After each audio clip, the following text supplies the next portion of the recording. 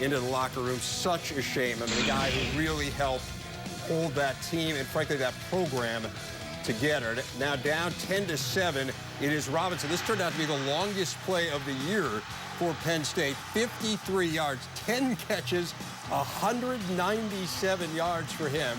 And Penn State on top 14-10.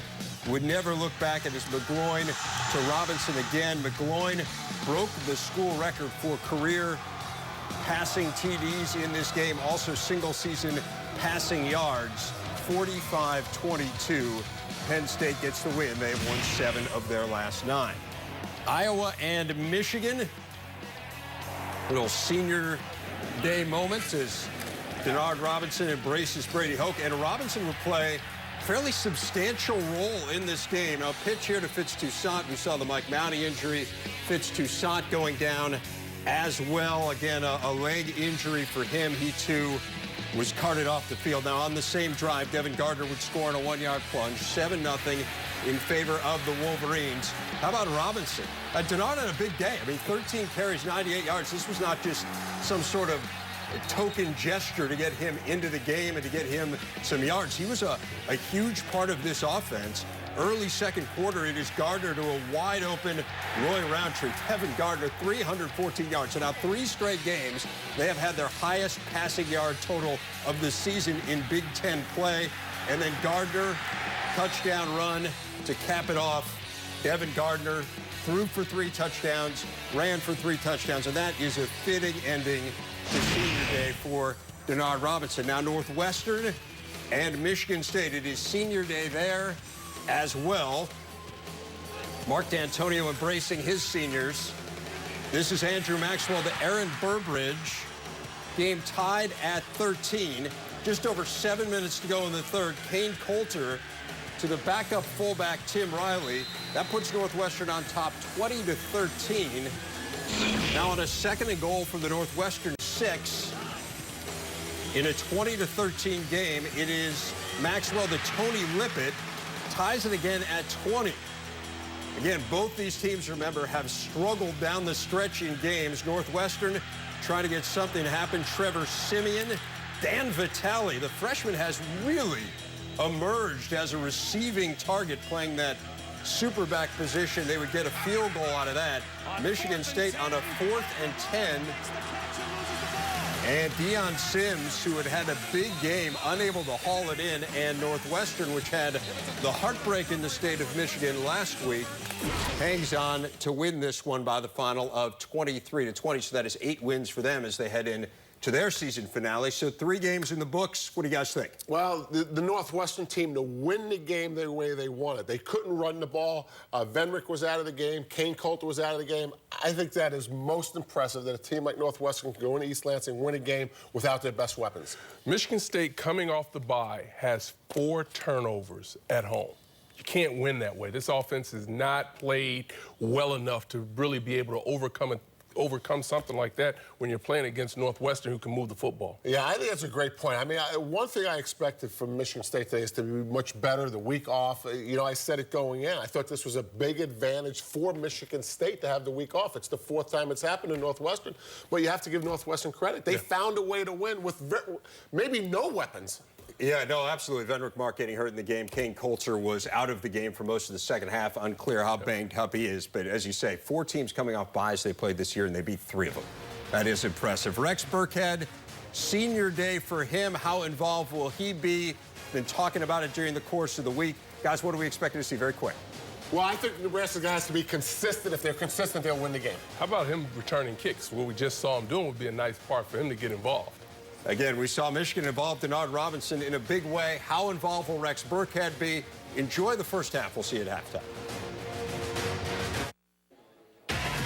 The Illini faithful are gathered for the final home game of the season. Today, Illinois plays host to the Boilermakers, a team 2 wins away from bowling in 2012, but it's a must-win for Purdue. Right now, it's time for the Marching Illini under the direction of Barry Hauser.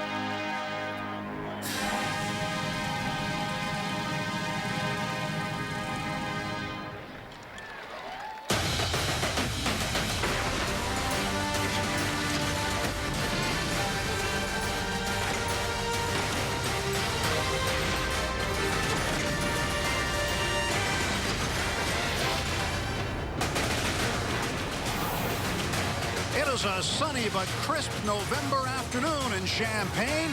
On tap, more Big Ten football. BTN football is presented by John Deere. And today, traveling from West Lafayette, the Purdue Boilermakers at 4-6. They'll take on the Fighting Illini. We're looking for their first win in the Big Ten this season. Hi again, everybody. Along with Glenn Mason, I'm Tim Never. Rebecca Harlow joins us shortly. The term must-win is overused in sports, but for Purdue, it is a must-win today. They need to win this one and next week if they hope to go bowling in 2012. Well, when you look at 2012 for the Purdue Boilermakers, you think about they had high expectations. They went from a dark horse to a serious contender. Then they were dead. And all of a sudden, with a great victory against Iowa, they win here today and then beat Indiana next week. They're going bowling. It's senior day for Illinois. These seniors want to get a win. They have lost 12 straight Big Ten games, 7 straight this season. That streak's got to end at some point. Well, this season hasn't turned out the way any of the Illini would have liked it. You got to remember that this football team the past 2 years have gone to bowl games and won, and now they're just trying to beat anybody. Tough season. Let's take a look now at our peak performance keys to victory, Coach. Well, for Purdue, it's defensive potential. Let me tell you, they got Dallin on that defense. Sometimes they play great, sometimes they don't. Look at that big fella, number 93, Kwan Short. I want to tell you, last week against Iowa, he came up big. He could come up big today. And for the Illini, I'm going to tell you, they need some big plays. They're dead last in offense. Without great field position, they just do not have the consistency in their offense to move the ball in scoring position. They need big plays today to have a chance. It is senior day here in Champaign. These are the starters who will be starting in their final game at Memorial Stadium. Michael Buchanan, a guy to watch for sure. The fans have been at it since early this morning here outside Memorial Stadium. They're geared up for kickoff, and so are we. That's next.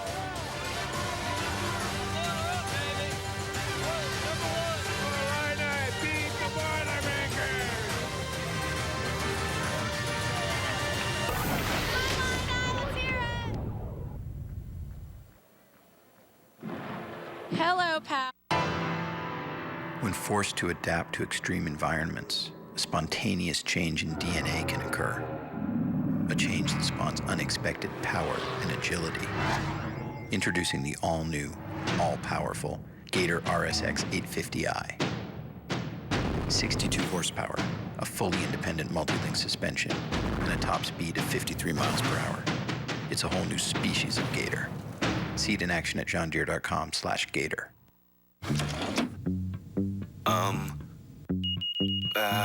Entry invalid. Mode. Mode. 5 seconds. Oh. The Windows Phone 8X by HTC on Verizon. It features easy-to-navigate live tiles that are simple to customize. Just pin what matters most right to your home screen. Exclusively with DataSense, a feature that makes the most of your plan. Only on Verizon.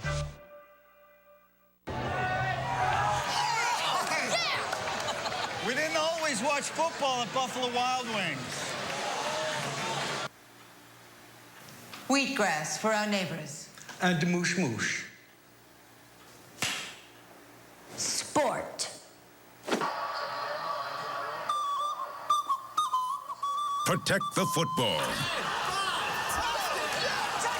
Buffalo Wild Wings. Football the way it should be. When it comes to the financial obstacles military families face, we understand.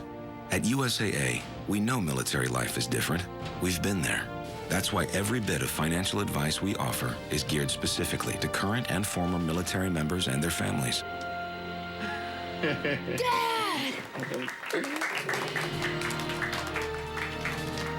Life brings obstacles. USAA brings advice. Call or visit us online. We're ready to help.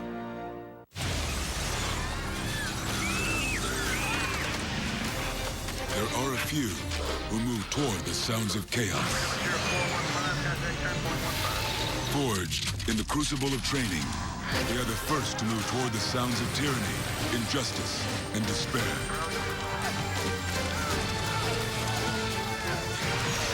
They are the few, the proud, the Marines.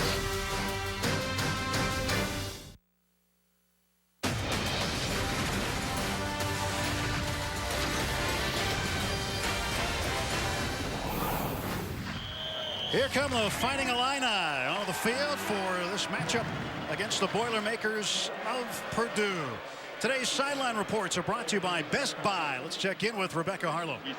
Well, Tim, Robert Marve and Ralph Bolton accounted for a staggering 80% of the total Purdue offense in their win last weekend over Iowa. Now, while that's incredible in itself, what makes it even more amazing is that between the two of them, they have 6 ACL surgeries. Talking to Danny Hope this week, he said those two have been truly inspirational for our football team. But the best part about it is that it's created a no excuses environment. He said, yes, we've been battling injuries, and yes, this team is disappointed with the record, but at the same time, a postseason is still possible, and the no excuses attitude is what's going to help us reach that goal. Well, Danny Hope in his 4th year with the Purdue Boilermakers, coming off a big win last week at Iowa, 55-49 in his career, and still a shot to go bowling. That's got to be the goal now. At the beginning of the season, the goals are usually a little different. But when you get down to the end of the season, sometimes the goals can change, and certainly it's to be bowl eligible for Purdue. And in his 1st year with Illinois is Tim Beckman, came over from University of Toledo, and Beckman trying to change the culture around here. 23-24 his career record, and he'll look to see an offense today that maybe goes a little bit more up-tempo than they're used to. Well, you know, you look at those two coaches, you could tell during our telephone conference with Danny Hope the other day, I tell you, he got new life with that win against Iowa. They got a chance for a bowl game, and then as we met with Tim Beckman, this has been a tough year for him. This isn't his first rodeo. He was the head coach at the University of Toledo, where he had great success. Well, you know, Hope was excited about that 3-point win last week, and why wouldn't he be? But having to play back-to-back road games, sometimes that can make it tough. Not a long trip, however, for Purdue. They bust over here and ready to go for this one. Can't control the schedule. Just have to play the games. Purdue won the toss. They deferred, so they'll get the ball to start the 3rd quarter. And Illinois will have the ball to start the game. Game of a couple of veteran quarterbacks, with Marve, the 6th-year quarterback for Purdue, and for Beckman's Illini, Nathan Shieldhouse. We'll see a lot of him today. Both have battled injury. It's a pretty nice day here in Champaign. Temperature 55 degrees, just a little bit breezy. Sunshine, can't see too many clouds anywhere. But a very good football afternoon. Yeah, by Champaign standards, the wind is very calm during the course of, since we've been at the stadium, it's picked up a little bit, and as we saw yesterday, half the field's already covered with shadows. Take a look at the series, how these teams have played against one another. Last year, Purdue getting the victory in West Lafayette. They've won 6 of the last 7 meetings. This is meeting number 88. It's the oldest series for Illinois. 117 years of football here in Champaign. Teams getting ready, lining up, and getting set to kick off for Purdue is Thomas Meadows. And back deep is Terry Hawthorne, also Ryan Langford. Hawthorne, pretty good kick returner. We'll see if Meadows keeps it away from him or not. We are underway in Champaign. Purdue and Illinois. Hawthorne will take it, and it bounces into the hands of Langford at the 1-yard line.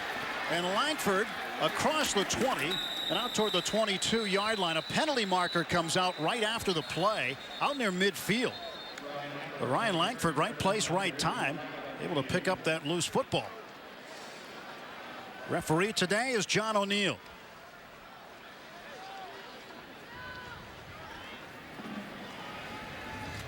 The officials for today.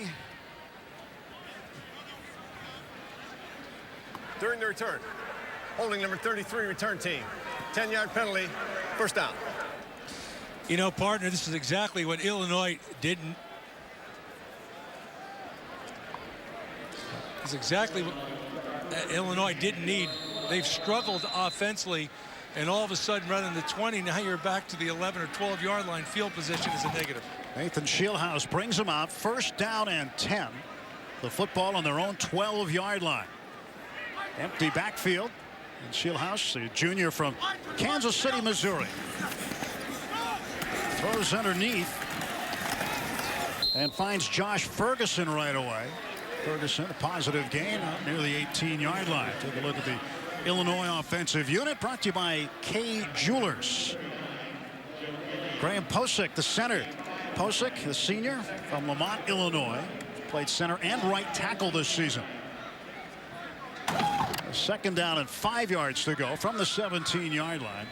Single setback is Donovan Young. Young out of Houston, Texas. Langford in motion. Shieldhouse will run it. He's got some room. A first down for Shieldhouse. Shieldhouse near the 30. Finally cut down there. And a solid pickup for Nathan Shieldhouse. Sean Robinson, the linebacker, and Ricardo Allen, the cornerback, on the tackle. Langford, the wide receiver, was the man in motion. He set the decoy for Shieldhouse on that last play. A pickup of 13 for Shieldhouse. Well, 1st and 10. First down earned by Illinois, and a penalty marker comes out. Offside. Defense, number 58. 5-yard penalty, still first down. Today's Auto Owners Insurance starting defense for Purdue. Bruce Gaston, the defensive tackle, one to watch certainly. One of the men up front along with K'Wan Short. So 1st and 5 as the ball moves to the 35-yard line after the penalty. Ferguson in the backfield with Shieldhouse. And now Ferguson in motion, the backfield empty. From the 35, Shieldhouse sets and fires. He's got Ferguson, and Ferguson is going to be hit hard and knocked down. Joe Gilliam, the linebacker, there to make the initial hit on Ferguson. So Gilliam, the junior from Indianapolis, in there to make the tackle. Robinson and Macy on either side of him. So bring up 2nd down and 1 yard to go for the Illini. And it's Young in the backfield. A check with me as Shieldhouse looks to the sideline to get the play.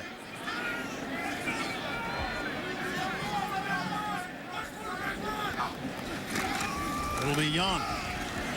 And Young's got the first down as Illinois will move the sticks again. Young goes out to the 43-yard line. Gain of a couple. Defensively in the secondary, Josh Johnson. He had a pick 6 against Marshall. Ran it back 74 yards earlier this year. He's out of Dade City, Florida, a senior. See the rest of the defensive backs. So 1st and 10 at the 43 for Illinois. Off to a good start on the game's opening drive. Shieldhouse checking at the line of scrimmage, working primarily out of the shotgun in this spread offense. Young will take it on the zone read, and he is hit and swallowed up and knocked back. No gain. Robinson and Gilliam, the linebackers, knifing in to make the stop. Also Bruce Gaston, junior from Chicago, and on the hit. Well, you can't see it in that picture right there, but Purdue is playing a 3-down lineman look so that they don't have to take an extra guy out of the box versus a spread formation. That's why Illinois is running the football, but not very effectively. Loss of 1, 2nd down 11. There's no huddle offense by Illinois. Plays coming in from the sideline. They line up quickly. One of the things that Tim Beckman told us in our meetings this week, Coach, he wants to run more plays. That's definitely a goal of this team. Wants to play fast and get more plays in offensively. You know, that was interesting that he said that because they've really struggled offensively. And he thought about, well, you know what we're going to do? We're going to really up the tempo and run it real quick. Well, that's great. The problem is that puts a lot of stress on your defense, and their defense is struggling too. So if you're going to go up tempo, you better be successful. Otherwise, your defense is going to be out there real quick many times. Now you're in 3rd and long, 3rd and 11. Got to get to the Purdue 47 to make a first down. 3 receivers to the right, 1 to the left. And Donovan Young in the backfield next to Shieldhouse. On the 42-yard line, Schulhaus throws underneath for Langford. Langford makes the catch, and he is immediately cut down. Ball is on the ground. Purdue has hopped on it, and the Boilermakers have taken over. Ryan Russell looks like he came up with a loose football. The defensive end from Carrollton, Texas. Well, Tim Tibesar, the defensive coordinator from Purdue, what he did was he dialed up, he gave a man-to-man look on the back end. Illinois thought the blitz was coming, and then they pulled out. They went with the missile screen. Purdue played it well, cut the ball, and a turnover. This is an excellent call if you think you're getting blitzed, but there was no blitz involved. They didn't get the block on the defensive end. He got up and made the play. Well, the game's first turnover for Illinois, and Purdue will take over with tremendous field position at the Illinois 36-yard line. And now the Boilermakers send their offensive unit out, led by Robert Marve, the 6th-year senior. Started his career at the University of Miami. And he hands off to Shavers. Akeem Shavers is hit and knocked back. Akeem Spence with the hit, a 4-yard pickup. So Robert Marve making his 4th start of the season, his 8th career start at Purdue. He's got 3 ACL injuries and playing with a torn one last week against Iowa. Kind of a gutty performance. We will see some of Rob Henry and perhaps even Caleb Turbush today. We might see 2, maybe even 3 quarterbacks for Purdue. 2nd down, 9 yards to go. That one's knocked down. Getting in there was Justin Staples, wearing number 61. Staples normally wears number 54, but wearing number 61 today in honor of his dad, who played for University of Missouri. Offensively for the Purdue Boilermakers, Rick Schmeig. He's the big man in the middle, a senior from Cincinnati, Ohio. He makes all the calls for the offensive line. 3rd down, 9 yards to go. Ball at the Illinois 35. Marve with pressure. He's going down. A loss of 10 on the sack. That's a big play by the Illinois defense as they got in there to force Marve down to the turf. Well, you're going to see both linebackers. They go in a crossbuck stunt right there, putting pressure. They came off the end. Excellent, excellent job by Illinois responding to a turnover with good field position for Purdue. That is a big, big play. Eaton Spence was there to put the pressure on. Hawthorne will look at this short punt, calling for a fair catch. And a penalty marker is down as interference would be the call. Jesse Schmidt was down there a little bit too close to the return man, the long snapper. Interference with the opportunity to make a fair catch. 50 on the kicking team. 15 yards from the end of the kick. 1st down. Timeout. 9:56 remaining in the opening quarter in Champaign. No score between Purdue and Illinois.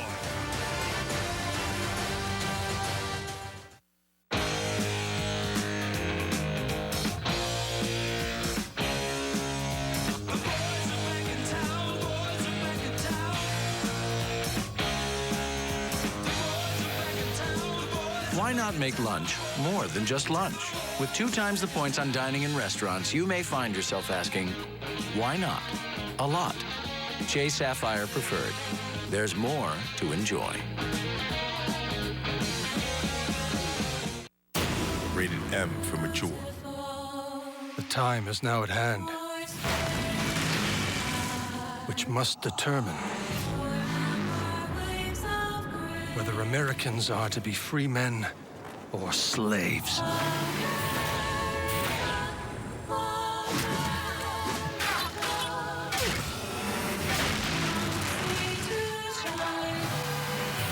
Assassin's Creed 3.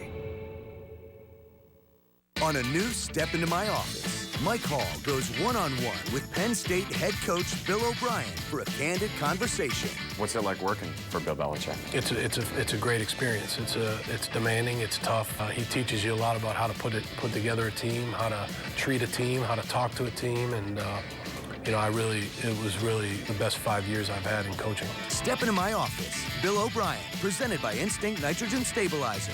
Wednesday at 6 Eastern, only on BTN. This week on Fox NFL Sunday. It all starts with a Built Ford Tough Fox NFL Sunday pregame. Then, RG3 and the Redskins clash with the Eagles. And two of the NFC's hottest offenses square off as Rodgers and the Packers take on the Lions. It's another great slate of NFL action this week, only on Fox. BTN Football is presented by John Deere, the all-new, all-powerful Gator RSX 850i. You're looking at the engineering quad here at the University of Illinois, where the Illini and Boilermakers are scoreless in the first quarter. Take a look at our Twitter poll for today. Social media activity. Will Purdue beat Illinois and Indiana next week to reach a bowl game? Hashtag Purdue yes or hashtag Purdue no. Take a look at that throughout the game today. See what the results may be. Langford in motion.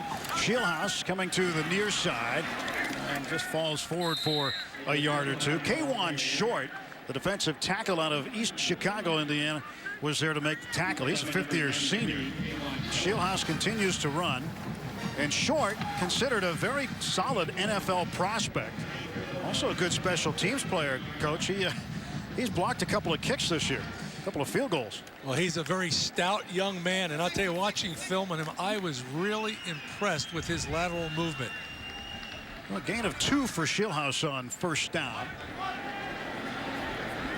This time it's Malines in motion.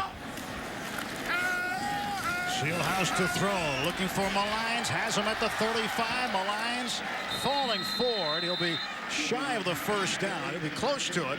Goes down about the 40-yard line before the safety Taylor Richards knocked him down. You got to credit the offensive line. Now that's a big bunch of guys coming in there rushing. You give enough time on a timing pass, a little out route like that, Shieldhouse could set his feet, put the ball right on the money. Good job, offensive line. Pickup of 7 on that play for Illinois. Players decided to wear the blue helmets today. My day, you only had 1 helmet. First down as Young rumbles across the 40 out to the 45-yard line. Donovan Young. Well, you can see on short yardage here, all of a sudden the ball just bounces to the outside. Again, the Illinois offensive line did a good job of the defensive end slanting to the inside. One thing I thought both defenses, Purdue and Illinois, hurt themselves a lot of times in previous weeks when they slant their front. Play basic fundamental football, you're better off. Shieldhouse again gives to Young. Young turns the corner on the left side. He's got another first down. Things have been going well on the ground for Illinois in the early going. Landon Feichter, the safety out of Fort Wayne, Indiana, finally brought down Young. And the sophomore from Houston. You know, just a classic spread play. A lot of these plays, they go east and west rather than north and south. I'm more of a north and south guy, but it's good execution. You talk about picking up chunks of yardage on offense, and a chunk there of 12 yards for Donovan Young. And they haven't had a lot of that type of production this year. Chris Spady and Billy Gonzalez, co-offensive coordinators, trying to find a way to get this offense to move this week. And one thing that Tim Beckman talked to us about was the lack of depth that he feels he has all the way around. He said Nathan Shieldhouse has had to scramble a little bit, but it's just a matter of not having the kind of depth they want here at the University of Illinois right now. Yeah, which is a little bit surprising because, as we mentioned in the open, they've been to 2 straight bowl games and won the bowl games. You'd think they'd have more depth at positions across the board, but they don't. Ferguson, the motion man out of the backfield. Shieldhouse, quick throw. That is caught by Langford. Langford, who fumbled the first time, gave the ball back to Purdue. Has he fumbled again? We'll see what the officials indicate. Was he down? No, he fumbled again. Langford has turned the ball over for a second time. Josh Johnson in on the play for Purdue. And the Boilermakers get the ball back. The runner was not down before the ball came out. Fumble recovered by Purdue. Well, you know, you look at the Illini, they've had at least one turnover in the last 21 games, make that 22 games now. That ball looked to be out before his knee was down. And Robert Macy recovered it. Outside linebacker. 14 fumbles for Illinois this season. 1st and 10 for the Boilermakers. Marve back to throw. Sets it up to the far side. And Akeem Shavers. It's back toward the original line of scrimmage. Akeem Shavers out of Texarkana, Texas. 5'11", 203. Powerful running back. And we'll see a couple of other running backs as well. Akeem Hunt and Ralph Bolden will get into the mix, working with Robert Marve. 2nd down and 11. Shavers again. And Shavers finds a lane across the 40. And he is out near the 45-yard line. Ernest Thomas, safety out of Orchard Lake, Michigan, with the tackle. Take a look at the defensive line right now. Michael Buchanan, he's from Homewood, Illinois, a senior, 6'6" and 250. Had 7 tackles last week against Minnesota.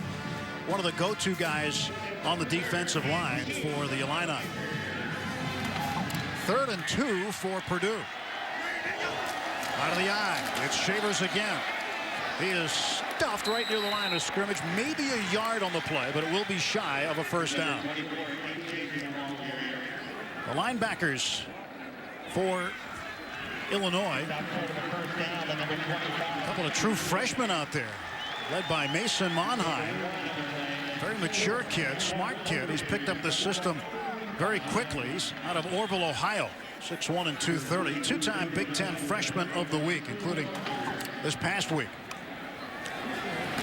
Time to punt it away. It's Cody Webster. Knocks this one back deep. Hawthorne will make the fair catch at the 17-yard line. 5:23 to go in the first. Still scoreless in Champaign.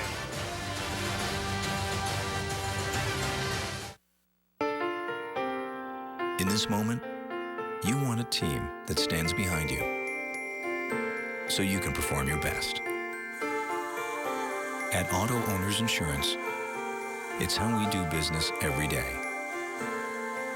Because, along with our independent agents, no one works harder to keep you in the game. Auto Owners Insurance. Nice. Get in. Santa? What the ho-ho heck were you thinking? Imagine if I bought a mechanical U from my lawn. It's creepy, right? Yeah, that'd be creepy. It'd be real creepy. Try buying something that'll bring you years of happiness. All right, you're back on my nice list. This holiday, listen to the voice of reason at Acura's Season of Reason sales event. Visit your local Acura dealer. Luxury, intelligently priced. My main goal was to prove to myself, coaches, and my teammates that, I can do it. And so far, it's been a success. When you get to this point, it's, you look back and see how much you've, been through. To be able to kind of put a stamp on it is pretty nice. He's really good and hasn't even scratched the surface of his potential. That's what good teams do. That's what championship teams do.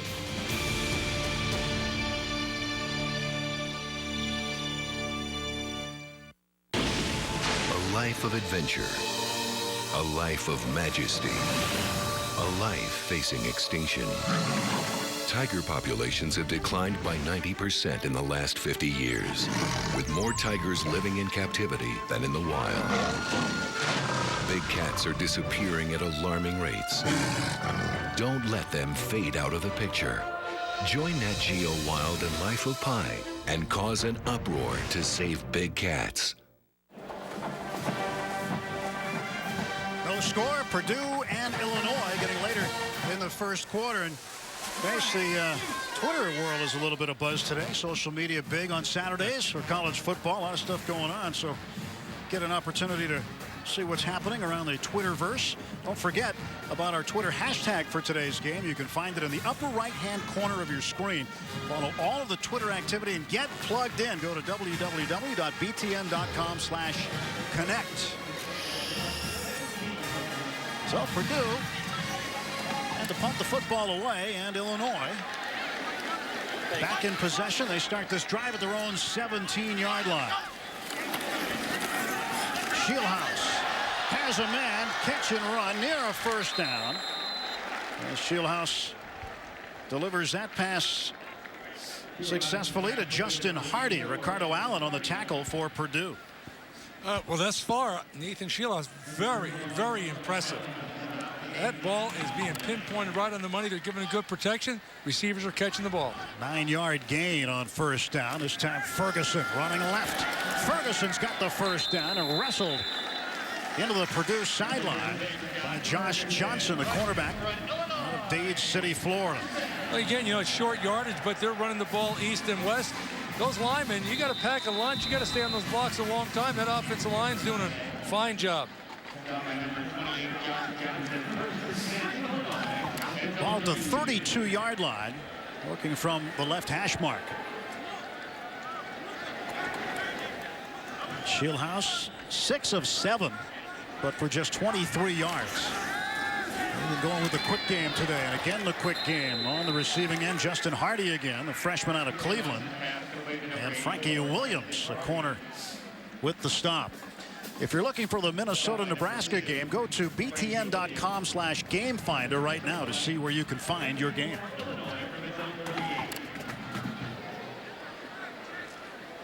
Matt Lacoste is in at a tight end. John Davis, normally the starter at tight end, is out. He's had a nagging knee injury. His right knee's been a little bit wonky for him. So Matt Lacoste, along with Eddie Volunas and Evan Wilson, will handle the tight end duties.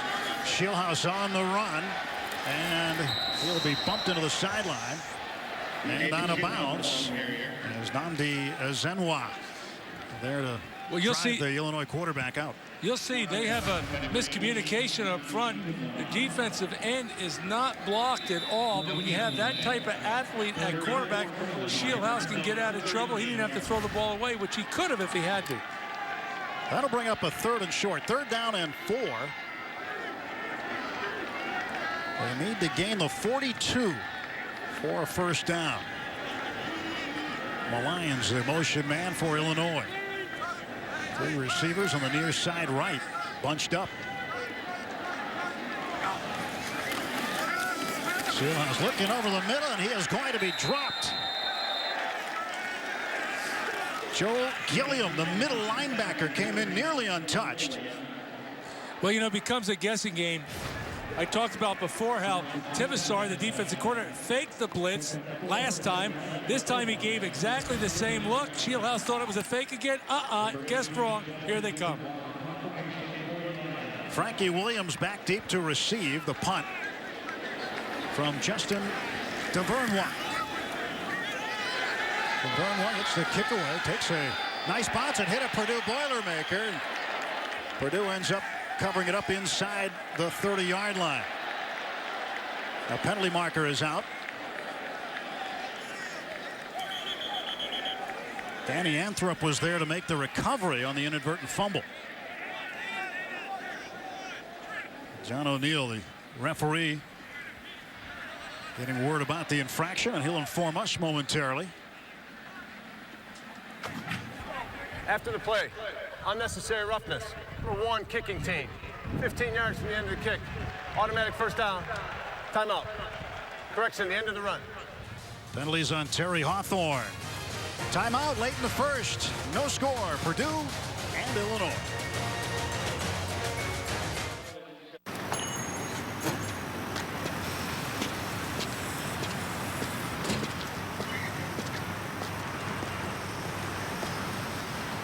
Miners trust the makers of peak antifreeze to protect their 600-ton ore haulers from extreme conditions.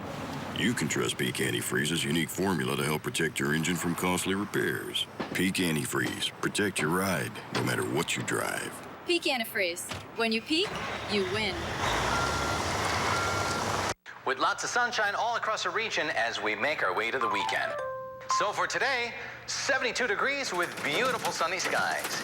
You may not know when you can get Sure Start applied, but because it gives you the flexibility to spray corn from pre-plant to post-emergence, you can always be sure you will. Great day for you farmers to get out in your fields. I'm meteorologist Bob Sanderson, and I'm pretty sure you'll want to get outside. Pretty sure isn't sure. Now is it? Next Saturday, it's the regular season finale in Minneapolis as the Spartans clash with the Gophers. Next Saturday at 3:30 Eastern, presented by John Deere, only on BTN.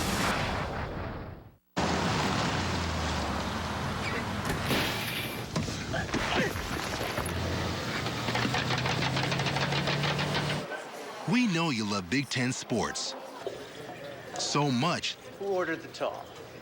That you want to take them with you. Excuse me? Really? Now you can. With BTN To Go, it's the Big Ten network on your phone, tablet, or computer. BTN To Go. Take it with you. Watching Big Ten football? Add to the action with BTN Connect. See all the Twitter activity from around the conference. Get in-game stats and interact with our experts. Join your favorite team with btn.com/connect. Get socially charged. Neither team's offense has been on track this afternoon. No score. We are late in the first quarter. Coming up tonight, it's a special presentation of The Journey as the BTN gives you an all-access look at the teams you love. Don't miss The Journey, Big Ten Football 2012. Brought to you by Best Buy tonight, 8:30 Eastern on BTN. Running down the track here to Memorial Stadium. Rebecca Harlow and Glenn Mason, Tim Neverett with you. Robert Marve takes the snap. Flips it out to the right side. Shuposani on the tackle.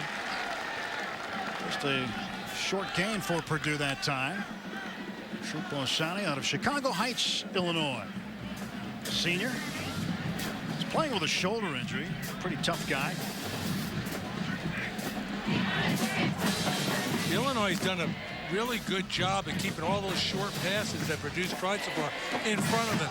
Minimal to no gains. Kurt Freitag, who lines up as a fullback, was there that time. This time it's Bolden. And Ralph Bolden is cornered and then sent out of bounds. Second effort got him an extra few yards. Hakeem Spence will get credit with the tackle. Today's United States Marine Corps leader of the game is Shuposani. He and his sister Yinka established the Sani Foundation, and certainly a leader, and a guy who now the University of Illinois has a very good future, according to many.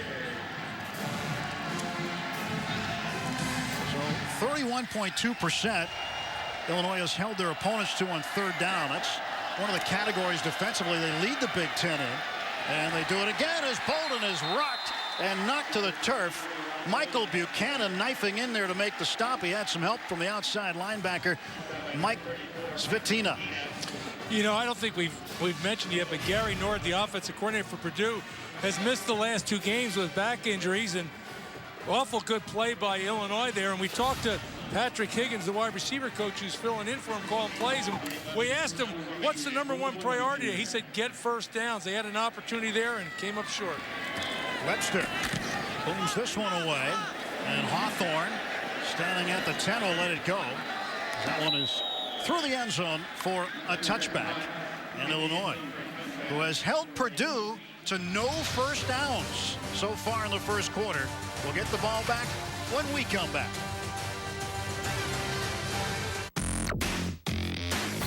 Personal bests. Each time we set one, we strive to break through to the next one. And the same holds true for us at ASICS. That's why we've taken the most awarded series of running shoes and made them even better. Because personal bests were meant to be broken.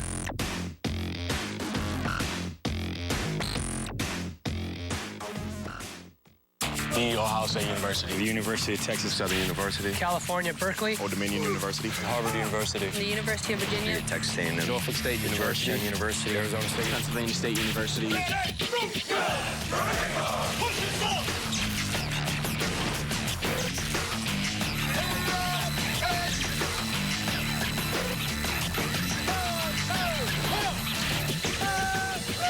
The few, the proud, the Marines.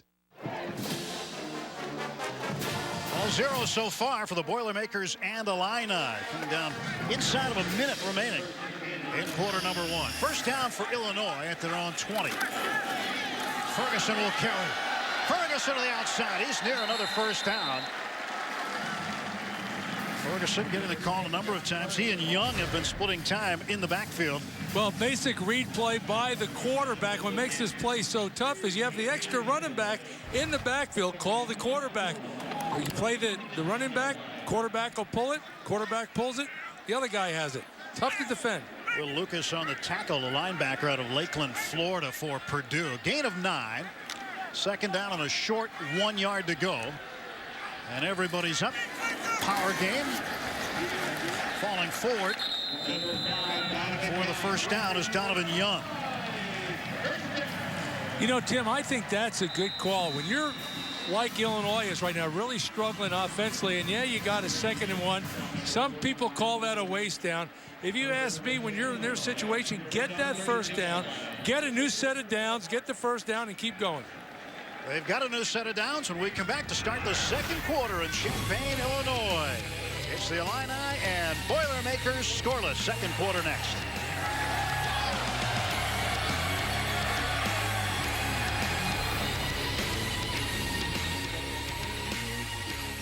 My gift turned my daughter into an Instagram sensation.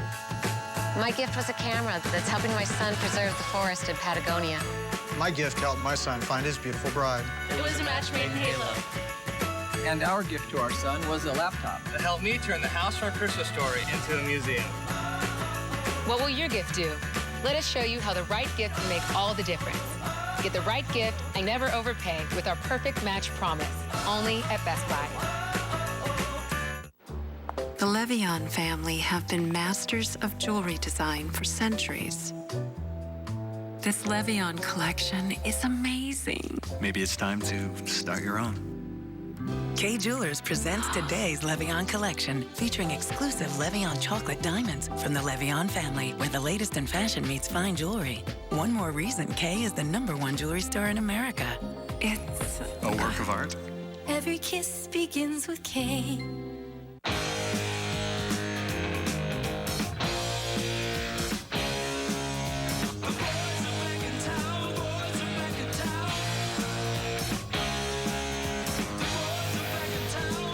Why not make lunch more than just lunch? With 2 times the points on dining in restaurants, you may find yourself asking, why not?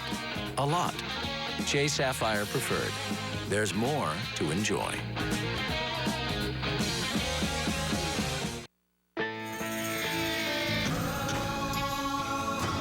Honoring legends and building leaders.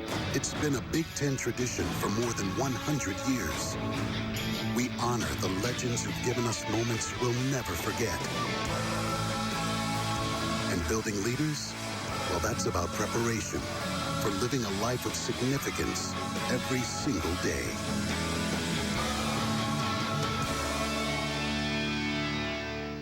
Now, you can create, edit, and share your own football highlight reels each week with the BTN Video Mashup presented by La Quinta. Go to btn.com/La Quinta to create your ultimate video mashup now. There's nothing more precious in a child's life, and no one knows that better than the Children's Organ Transplant Association. CODA is currently helping hundreds of kids who need life-saving transplants. We can be an inspiring support for their families.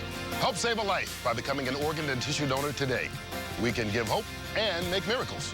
Fox Sports is asking you to join our team and help CODA change a child's life. For more info, visit coda.org/Fox Sports. Hit the hardwood for college hoops on BTN. Witness the high-flying dunks and the end-to-end excitement as the Gophers show off their talents in non-conference action. Big Ten basketball, tomorrow on BTN. The Final Drive. After the game, only on BTN. Students enjoying a nice day in Champaign. No score yet as we get set to start the second quarter. Now for the Rotel campus rivalries. 16 traditional rivalry trophies. Illinois and Purdue. The 61st meeting between the teams with the Purdue Cannon at stake. Today is the Cannon game. Originally belonged to Purdue. 1st and 10. Nathan Shieldhouse at the 32-yard line. Throw to the right. That's incomplete, intended for Malines.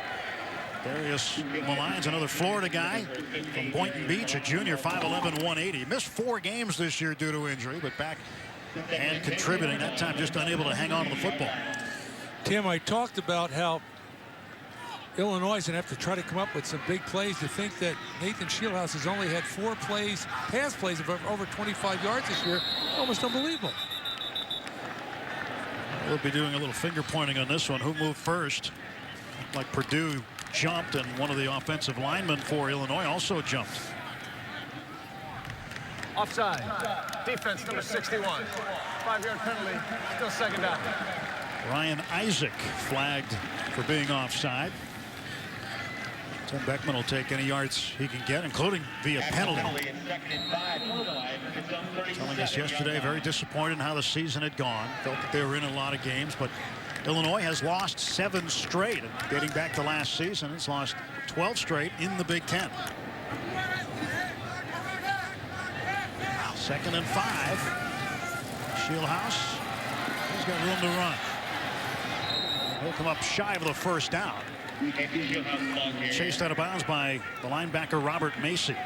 You talk about that lack of success during that 7-game losing streak. They've been outscored 263 points to 87. That's not good, partner. Fumble on a punt on the first 3 possessions, and the fumble by the same guy, Ryan Langford. He's fumbled twice and turned it over to Purdue. 3rd and 4. They need to get to the 42-yard line. Spencer Harris was the motion man. He gets the ball. Spinning, trying to cut to the inside, but held on to by Ricardo Allen.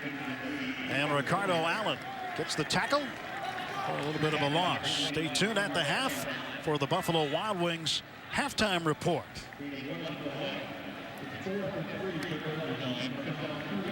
14 minutes and 5 seconds to go before we get there. And a loss on the play. That will bring up a punting situation as Frankie Williams goes back deep to receive, and Justin DeVernois hits this one well. And Williams will take it at the 10. Williams is going to be dropped for a loss. Terrific special teams tackle by Green.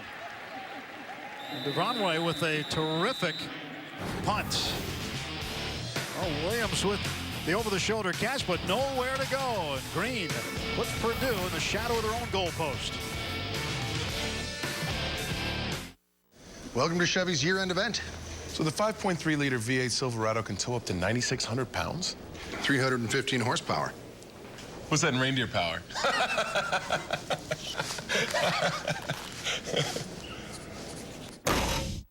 Chevy's giving more. This holiday season, trade up to get the 2012 Chevy Silverado All-Star Edition for 0% APR financing for 60 months plus $2,000 cash allowance, or get a total value of $9,000. Don't miss the action on AuctionTime.com, where every Wednesday is auction day. AuctionTime.com features farm and construction equipment, trucks, trailers, and parts auctions ending every Wednesday. To bid on a machine, register for free on the AuctionTime.com website, or from anywhere using an iPhone or an Android with the free AuctionTime.com apps. AuctionTime charges no buyer's fees and has no hidden reserves. Save time and money for your operation and visit AuctionTime.com today. Humans. One day we're coming up with the theory of relativity, the next so much. But that's okay. You're covered with great ideas like optional better car replacement from Liberty Mutual Insurance. Total your car and we give you the money to buy one a model year newer. Learn about it at libertymutual.com. Liberty Mutual Insurance. Responsibility. What's your policy?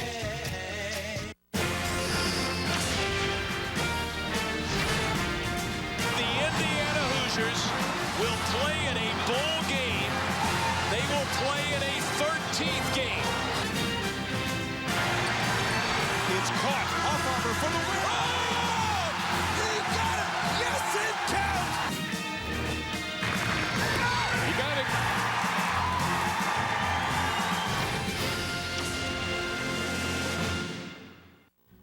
Survivors of disasters like Superstorm Sandy continue to need your help. Red Cross volunteers are still on the scene, providing emergency shelter, food, and support. But we can't do it alone. Please make a donation to American Red Cross Disaster Relief. Your help is urgently needed, and no amount is too small to make a difference. Visit redcross.org or call 1-800-RED-CROSS. That is the standard accommodation for TV analysts who used to call Champaign home for a little while. On Mason's old house. Coming up after the final drive, it's the BTN Original Series that looks at the legendary teams in the conference from those that lived it. Don't miss a special presentation of Big Ten Elite 1994 Nebraska, presented by Chase Freedom after the final drive on BTN. From their own 8-yard line, Purdue, Ralph Bolden. He's got some room on a first down, the very first down of the game for the Boilermakers, and Bolden carries out to the 26-yard line. Justin Green ultimately made the tackle. To that point in the game, Mace, not a first down for Purdue. Illinois' defense had been holding, but Ralph Bolden, who had 102 yards rushing against Iowa last week, with the biggest gain of the game. Spins away from a would-be tackler, but is dropped for a loss of 1. Well, you're going to see the Illini. They go to a 3-down lineman look right there, and you know what? They're not very good at stopping the run. That was one play too many. They went back to their 4-down lineman. You see the result. 2nd and 11 from the 25. Marve out of the shotgun. He'll throw. Marve has a man. It's incomplete. And it's now complete as Crosby Wright, the fifth-year senior tight end, took the deflected ball down and moves the sticks again. Yeah, just like I drew it up. Here we go right here. I'm going to throw the ball. It's going to go off him. He's going to catch the ball. First down. O.J. Ross, the intended receiver, got it right in the face mask. Supposed to hit him in the numbers, aren't you? Or in his case, the number. That's what happens when you hit him in the face mask. This time, it is incomplete. And the ball was thrown right in the numbers, right in the hands of Wright. So he makes a good catch on the deflection, and one right to him, couldn't hang on. Well, he makes a great catch, and then he drops a gimme. Why? Did you see him take his eyes off the ball? You catch the ball with your eyes. You think everybody thinks it's your hands? Nah, your hands are there. You got to look that ball in.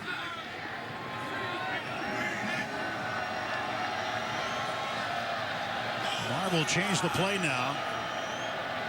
Checks down with ball carrier. Shavers back in, and Shavers down the sideline. Shavers bumped by Shupo-Sani and knocked out of bounds after another positive gain. And this time Purdue has the offense going. Their 3rd first down of the drive. Well, Illinois doesn't set an edge on the defense. If you don't have an edge on the defense, a guy like Akeem Shavers got the speed to get outside and turn the corner. That's poor defense. Throw is caught. Justin Sims, the tight end, making the grab for more positive yards. Time to check in with Dave Revson, our BTN.com studio update.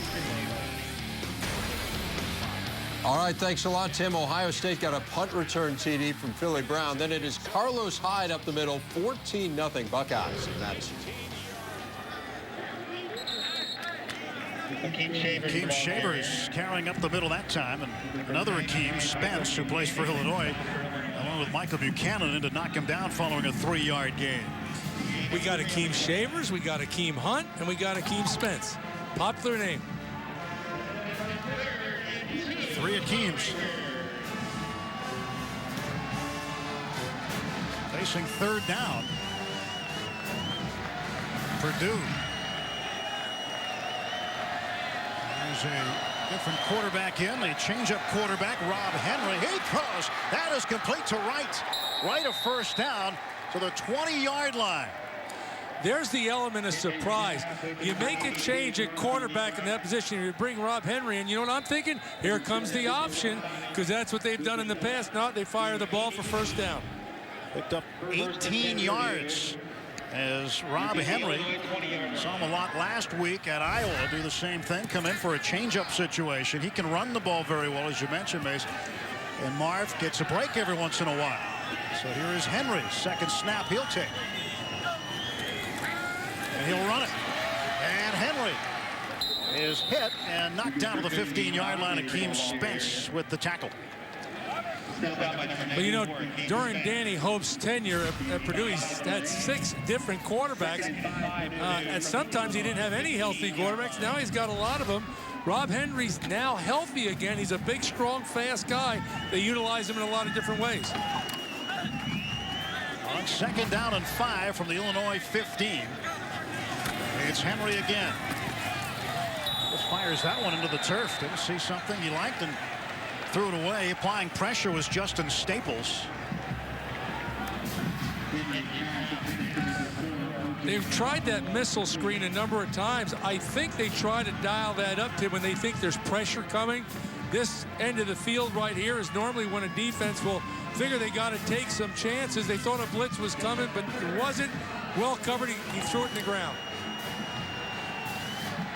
Marve back in after Henry took the last few snaps. Boilermakers trying to convert on third down.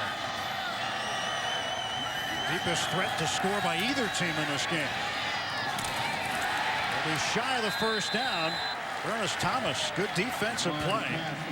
Ralph Bolden on the receiving end of that Marve pass. Good defense. They dial up the blitz again. They brought the linebackers. You'll see them crossing right there in the middle. They like that stunt. They got man coverage on the back end. They delivered the ball, but the guy was there to make the tackle. Fourth down situation. So out to kick is Sam McCartney. And this will be a 31-yard attempt.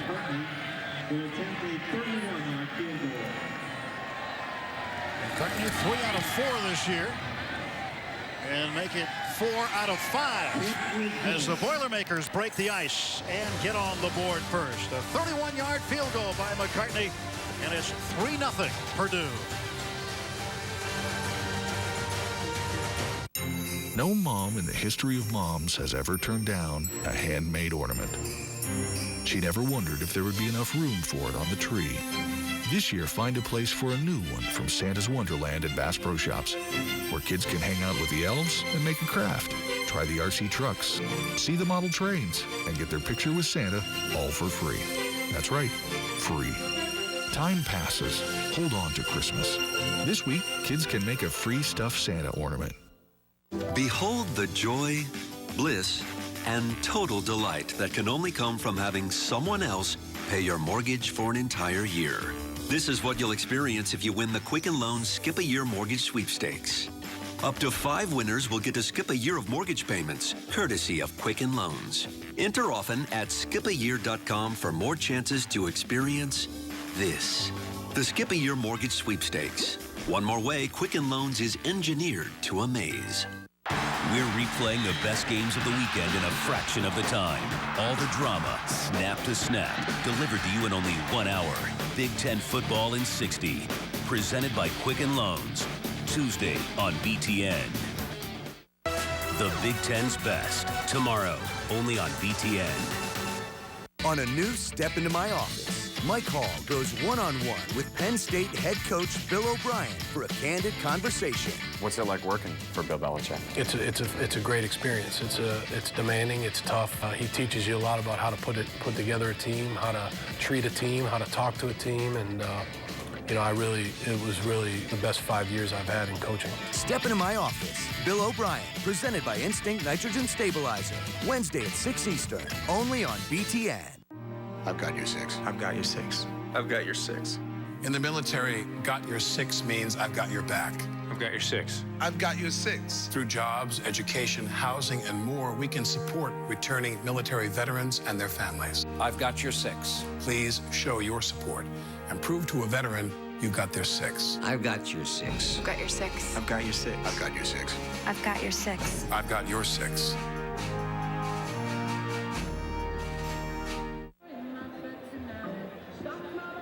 We welcome you back to the University of Illinois, where Purdue strikes first. The score 3-0 here in the second quarter. Quick update on Robert Marve's knee. As you're watching him play in this ball game, you'll see that he's not favoring the knee at all. I spoke with him before the game, and he said at first, when I lost the ACL, he is playing with no ACL. He said every time I moved in a new direction, there was swelling the next day. He said now I'm at the point where the swelling has completely dissipated. He's able to play without even thinking about the knee during the ball game. But more than that, he said, I've grown up. This process has made me become a man. He said, I'm closer to my family. I feel truly blessed to be on the football field. There's a new appreciation for playing the game of football. Guys, we know he plays with a lot of passion. We'll see if that can continue. We'll see if that's the spark this Purdue team needs here to put more points on the board. Hawthorne from the 5-yard line. It was knocked down across the 20. That's where Illinois will take over after that kick by Meadows. Next weekend, it's the final week of the regular season as teams fight for a shot at the postseason. First, at noon, Illinois takes on Northwestern, or you'll see IU battle Purdue, followed by Minnesota hosting Michigan State. Next Saturday, only on BTN. You going to that one? I will be there. I'm working that game. Eat some turkey and call a football game. Not better, anything better than that. It's a great week, isn't it? Weekend. Illinois trailing for the first time of the game, 3-0. From their own 24-yard line, Schillhaus handed to Ferguson. That one was figured out quickly by Robert Macy. Linebacker out of Fishers, Indiana, was right there in the Illinois backfield. Schillhaus had to read that wrong because you saw Macy. He was up the field right now. There's no way he could have got outside. Call that one a loss of a long 4. 2nd and 14. Ball back at the 20. Purdue now looks like they're showing blitz. The safety Taylor Richards trying to sneak in. See if he drops back into coverage or not, or if he comes. Schillhaus pass tipped, incomplete. Tim, Coach Tibesar, the defensive coordinator for Purdue's been playing that game all day. Giving a look like I'm coming. Nah, I'm dropping out. Up. Now I give a look like I'm coming. You think I'm dropping out, and now I come. It's hard to read. 3rd down. And for 3rd downs, 1 out of 4 for Illinois. There's Tibesar. He's probably waiting for the Illini to start using motion, just like you see right there, because that would give man coverage away. Schillhaus trying to set his feet. Now he'll look upfield. Got a little bit of room. Schillhaus to the outside. Close to the first down. Now he's got it across the 35. And the scrambling Nathan Schillhaus picks up a key first down on 3rd and 14. Well, sometimes you draw it up right, and sometimes the guy just takes over. You see, there's a good coverage by Purdue. There's nowhere to throw it, but they don't have him contained, so he's going to take off and run. He's dancing around, but he gets the first down, keeps possession of the ball. Made 19 yards the long way. To the 39 now. Young is in the backfield with him. On the option, pitch to Donovan Young. Young tried to stay in bounds, did so. A penalty marker comes out after the play. This will be close to a first down, maybe just a yard shy. Landon Feichter there to make the tackle. Personal foul. Face mask. Defense number 44. 15 yards to the end of the run. Automatic first down. Feichter got part of the face mask at the end of the play, and it's going to cost Purdue more yardage. Didn't get much of it, though. I used to like when they had that 5-yard variety and then the 15-yard variety. That was about a 2.5 variety right there. That was a 2.5. You talk about a team that's struggling for big plays. You had the 19-yard line by Shieldhouse. Now you have a run and a penalty. 2 big plays back-to-back. From the Purdue 37. Shieldhouse. Send the lines in motion. Takes the little pitch. A good job containing by Taylor Richards. Malines had nowhere to go. Richards, another Floridian from Lake Mary, a sophomore. You know, Tim, I'm not a big fan of that play right there.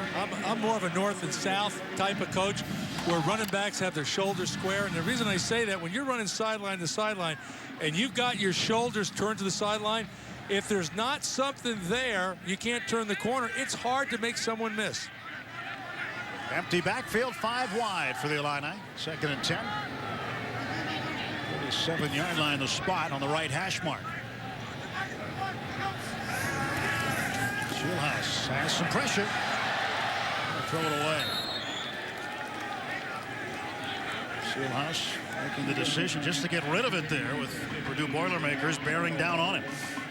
Nothing there. That's a good decision. The way the rules are, throw the ball out of bounds, and Superman couldn't have pulled that ball down and ran with it. Shieldhouse has 34 career touchdown passes. He's 8th on the all-time list here at Illinois. 3 more will get him tied with Tony Eason for 6th. Eason, a great quarterback here, one of a number of them. He went on to play for the New England Patriots. Was their #1 draft choice when he came out of Champaign. Again, pressure. Shieldhouse running away from it. Lets it go. Has a man. It's incomplete. Pass intended for Justin Hardy, and Ricardo Allen broke it up. Well, they dialed the blitz up. They came with the whole kitchen sink there. Credit Illinois. The back picked it up, gave Shieldhouse room, and all of a sudden he saw someone. You can see it. Watch the back come pick up 34 there. He comes on out. Really no place to run. He's got an open receiver, but he can't quite get it to him. Hardy's been an early target, the true freshman from Cleveland.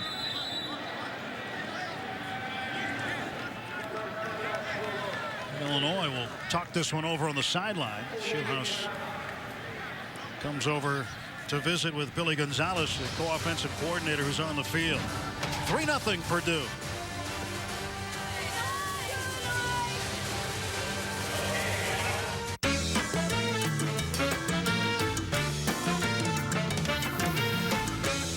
Why should Saturday night have all the fun? Get 2 times the points on dining in restaurants with Chase Sapphire Preferred.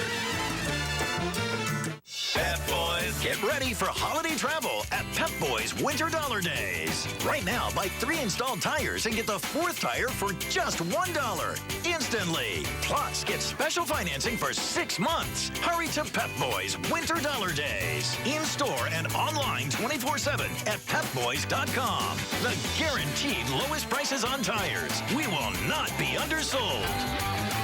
Pep Boys does everything for less. Jared, the Galleria of Jewelry here. See this larger-than-life diamond? It's there because I'm a larger-than-life jewelry store. Dan here needs a Julie. Please spend the rest of your life with me ring. Well, my selection is truly unique, including over 10,000 loose diamonds, the Tolkowski Ideal Cut, and exclusive Leo Artisan. My expert staff guided Dan to the perfect ring, which he then delivered with all of his heart. Yes. And that's why he went to Jared. When forced to adapt to extreme environments, a spontaneous change in DNA can occur. A change that spawns unexpected power and agility. Introducing the all-new, all-powerful Gator RSX 850i. 62 horsepower, a fully independent multi-link suspension, and a top speed of 53 miles per hour. It's a whole new species of Gator. See it in action at johndeere.com/Gator.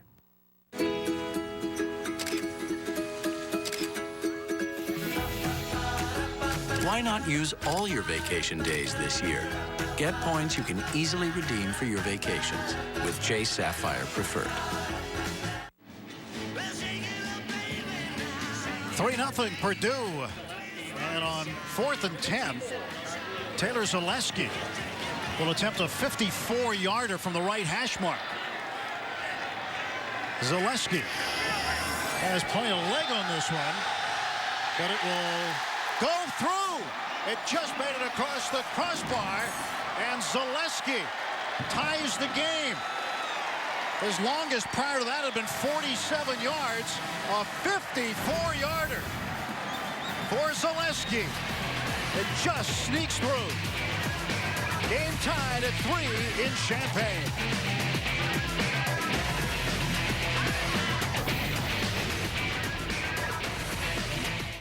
My gift turned my daughter into an Instagram sensation. My gift was a camera that's helping my son preserve the forest in Patagonia. My gift helped my son find his beautiful bride. It was a match made in Halo. And our gift to our son was a laptop that helped me turn the house from a Christmas story into a museum. What will your gift do? Let us show you how the right gift can make all the difference. Get the right gift and never overpay with our perfect match promise. Only at Best Buy. In this moment, it doesn't matter if you save money in 15 minutes. It doesn't matter if your neighbor has the same insurance that you do. What matters right now is the quality of your independent insurance agent and the company that stands behind them. Auto Owners Insurance.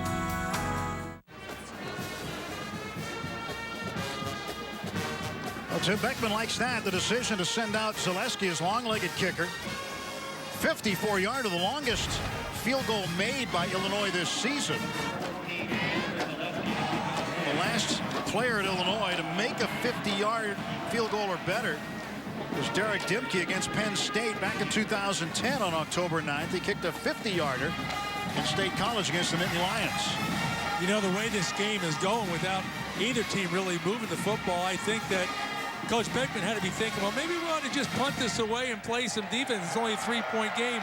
Obviously had confidence in the young man. 3 points, tied up. We got us a ball game. A career long and the third longest field goal in Illinois history. How about that? You saw it right here. Now he gets to continue to swing the leg as he'll kick this one off.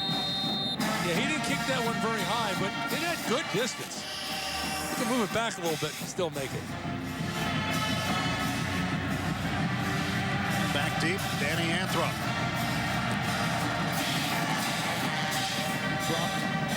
We'll let this one go. It's taken at the goal line by Ricardo Allen. Allen across the 20 to the 25, where he is wrestled down at the 26-yard line. Let's check in on our Chicago studios with Dave Repson and our BTN.com studio update. Okay, Tim, Moneyball has tied the NCAA career touchdown mark, the 78th of his career, tied Travis Prentice, 14-7, though, Ohio State on top of the badge. All right, thank you, Dave. 3-3 here. Second quarter, 6:41 to go. With Rebecca Harlow and Glenn Mason, Tim Neverett in Champaign this afternoon. Ohio State, as David talked about, the 4 unbeaten teams in the Big Ten. Robert Marve out of the shotgun. Edison in motion, looking for him. Now it's Bolden on the catch and run. And Bolden out near first down territory, the 35-yard line. Just shy, so a 9-yard pickup on first down for the Boilermakers. You know what Purdue's trying to do really makes a lot of sense. We talk about the lack of depth of Illinois has and the youth. They're starting 2 freshman linebackers. They're doing a lot of misdirection, or as you saw right there, they rolled the ball one way and threw it back the other. Get those young guys thinking it's going one place when it's actually going the other. Misdirection. Although it's 2nd and 1. Quickly flips it out to Ross. Ross, yards after the catch. That'll move the stakes again. He gains the 44-yard line. Now another first down for Purdue. Tim, another classic example of a mistake. You see the corner get chopped down. There's no edge on the defense. Whoever the end guy is, you have to turn the ball back to your buddies, because if you're the end guy and he gets outside you, you got no help except the sideline. And if there's room, there he goes. Justin Staples, normally number 54, wearing 61 today on Senior Day, in honor of his late father, Langston Staples, who played at Missouri. Another positive game for Purdue is Charles Terwuzzo able to get into the offense for the first time today. Well, again, you see what Purdue's doing. They're just getting the ball out on the perimeter as fast as they can, thinking that if they can make one block out there, then you got the receiver one-on-one with a defender. If he breaks that tackle, big game. 2nd down, 3 yards to go for Purdue. Ball is on the Illinois side of the 50, 49-yard line. And off Bolden. First down, Boilermakers. Hawthorne with the tackle. Terry Hawthorne, the senior from East St. Louis, Illinois. You know, Ralph Bolden, another great story. He's had ACL problems also, and comes back last week, 102 yards rushing against Iowa. He looks pretty healthy to me, don't you think? He looks pretty good. We've seen more of Bolden and Shavers. We've not seen Akeem Hunt at all this afternoon out of the backfield, but perhaps a matter of time. This time it is Akeem Shavers. Shavers slips one tackle and steps out of bounds at the Illinois 35-yard line. Well, Shante Williams, the outside linebacker out of Mayfield, Ohio, the closest man to him. You see him running this play, like I talked about. You go to the sideline, you better have that extra gear, and there he is. He runs right around a guy that really is in a position to set the edge on the defense, but underestimates the speed of Akeem Shavers. Flip out to O.J. Ross. Now Purdue seems to have something working offensively. Remember, in the first quarter, Illinois held them to 0 first downs, but in the second quarter, they've been able to move the football fairly effectively against the Illini defense. Yeah, they're running the stretch play to Shavers. They're throwing that quick pass out to the outside over and over again.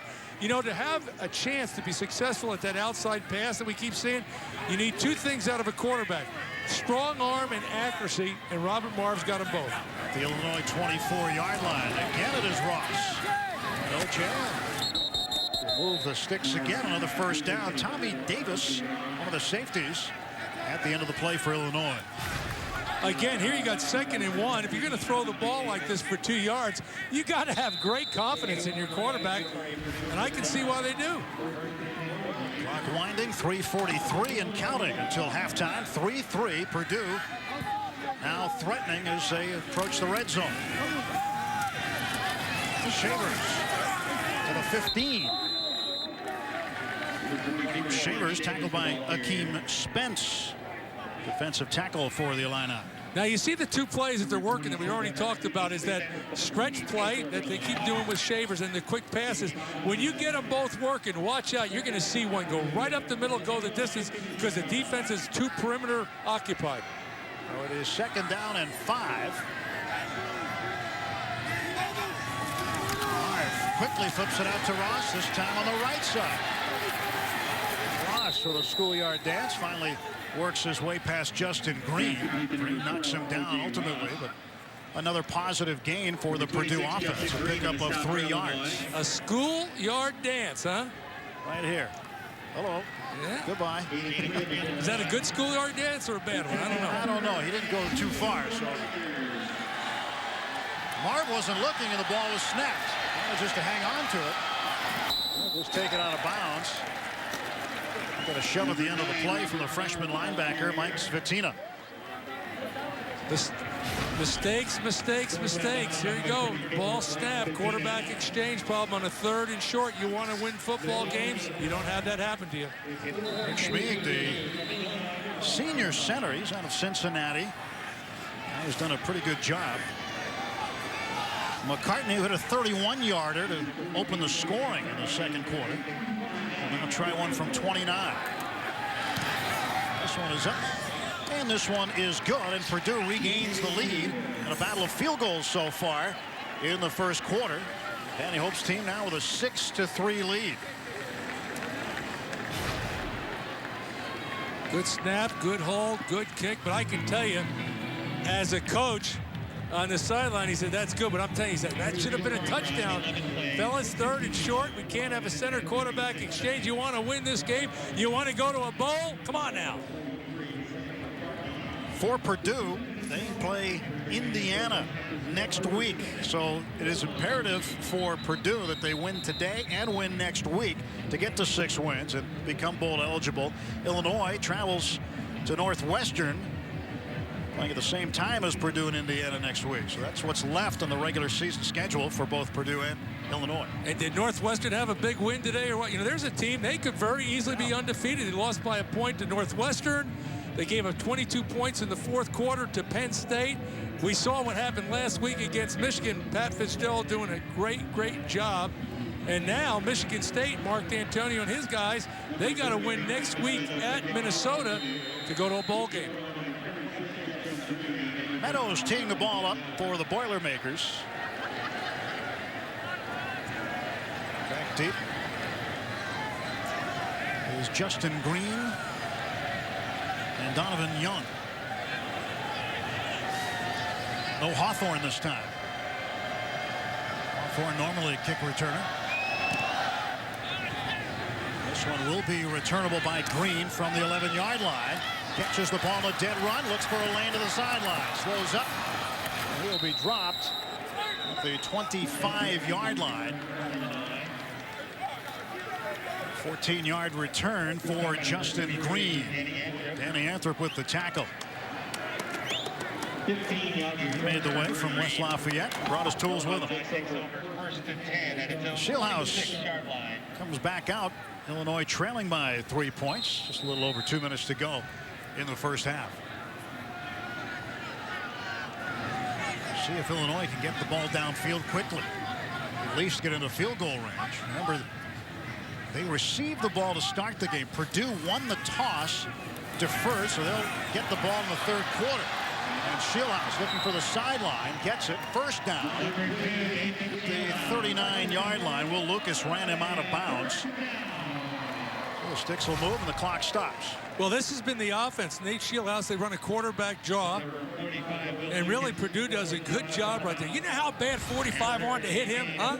But you can't. It's against the rules, and you know the officials will flag you. Shieldhouse throws. That ball is complete. And again, the clock will stop as Hardy made the catch a couple of yards shy of the first down, gain of 8. So the Illini will work the sideline and the clock. Illinois has 2 timeouts remaining. Purdue has their full complement of 3 remaining. This is the best Shieldhouse has looked in weeks, but he's getting better help from his supporting cast. They try to run it again. Heading for the sideline. And he's got enough for the first down. Gets to the midfield stripe. Number 2. Lot of running for a yard, but you get it. Again, it's the quarterback draw. Now, I can just tell you one thing. Old Tim Tibesar there, the coordinator of Purdue, he's going to start saying, hey, you got to keep that guy in front of you. You see those defensive ends get deeper in the quarterback. This guy will pull it down and run all day. Shieldhouse has Ferguson in the backfield with him. Backside pressure, ball's up in the air and down to the ground. Coming in is Josh Johnson from the backside, the cornerback.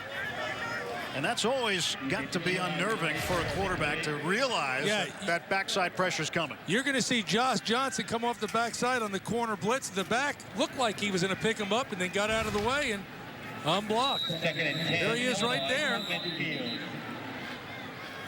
Dialing up some pressure.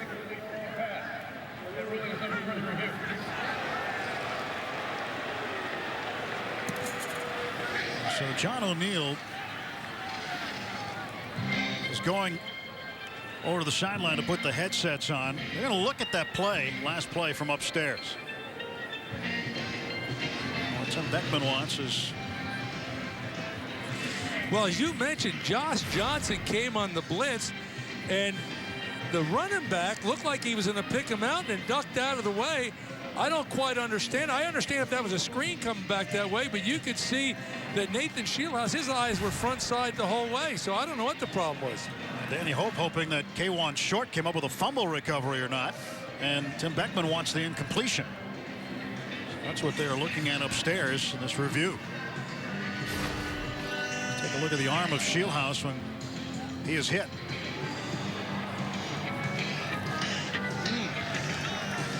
I think Danny's got a case there. Not look like the arm was going forward at all. Looked like it was just being caught to go back. Josh Johnson hit him. Boy, does that bring back memories when I used to be on the sideline and you know, replay wasn't that big a deal for most of my career, but you'd get the official over there and you'd be talking to him and he'd be looking at you, and all of a sudden you'd want to look at him and say, do you understand a word I'm saying? You know, and they kind of look at you and just laugh. A little less stress up here now, right? Really, what he's trying to tell you is, Coach, I'm not even listening to you. Look at this angle from the backside. His helmet hit the ball. I'd say that's a fumble. After further review, the quarterback lost the ball before his hand went forward, which is a fumble. By rule, recovered immediately by Purdue. Their ball, 1st and 10 at the Illinois 45-yard line.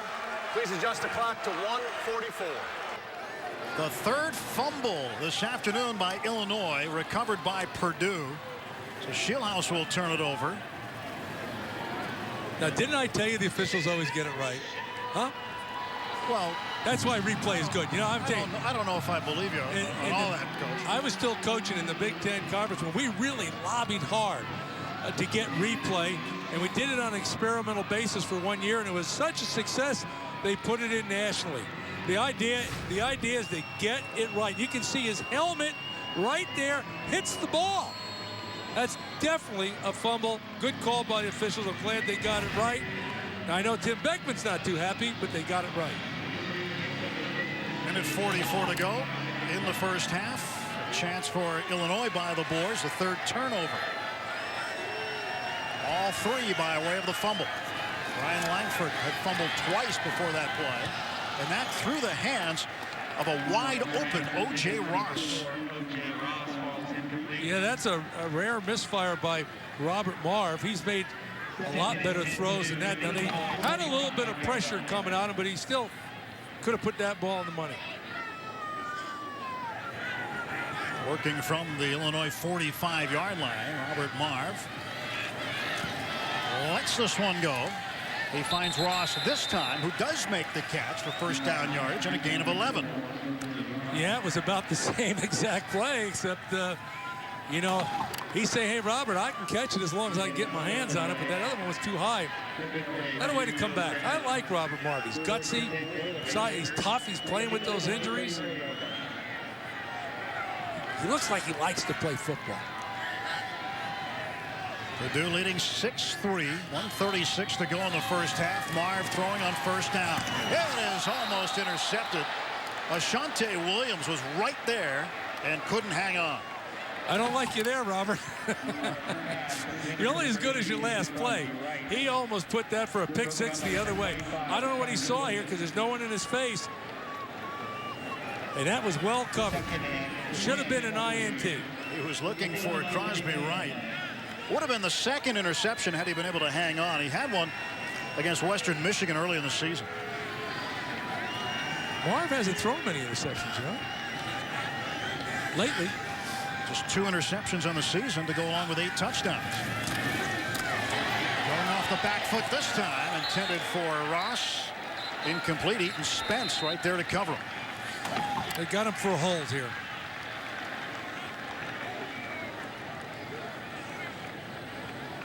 Penalty marker out, and John O'Neill will fill us in. Holding. Offense number 46. 10 yards from the previous spot. Repeat second down.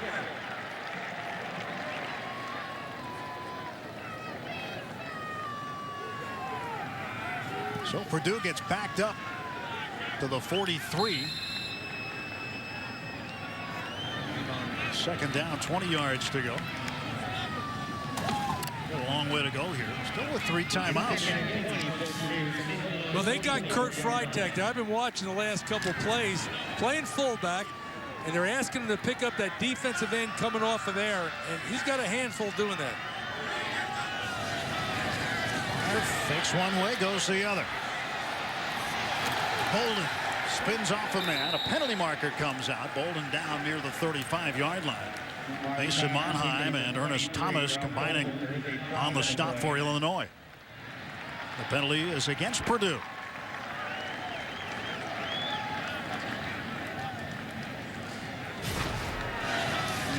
Well, it's well executed. Fakes one way, throws the screen the other way, and Illinois rallies to the ball, and Purdue gets called for holding. And you talked about before, but if you don't think it's tough. Block in the back. Offense number 57. 10 yards from the spot of the foul. Repeat second down. If you don't think it's tough to play in this league as a true freshman and middle linebacker, Mason Monheim from Orville High. And I gave you a little trivia question. Who's the most famous guy to come from Orville? That would be the general. The general, Bobby Knight. Robert Montgomery Knight, I think his name. That's what they call him. That's it. Second and 27 for Purdue. Second and a long way to go. 27 yards and a handoff again. Nowhere to go for Bolden. I think you told me they also make Smucker's jelly. Smucker's jelly. In Orville, Ohio. Most people think they make popcorn there, but I don't know if they do or not. 30 seconds. A quick timeout. Danny Hope. How tough does it get, Coach, when you get toward the end of the season? You know you're just so close to bowl eligibility, but you've got a couple of steps to go. And you know that there's so much importance. I guess every week there's so much importance, but you never want to let a game slip away. Right here, 6-3 heading in to the end of the first half. But what's he going through right now as a head coach at this point in the season? You know, I want to call it's anxiety. You know, it doesn't matter what's at stake. If there's a bowl game, undefeated season, championship, you name it.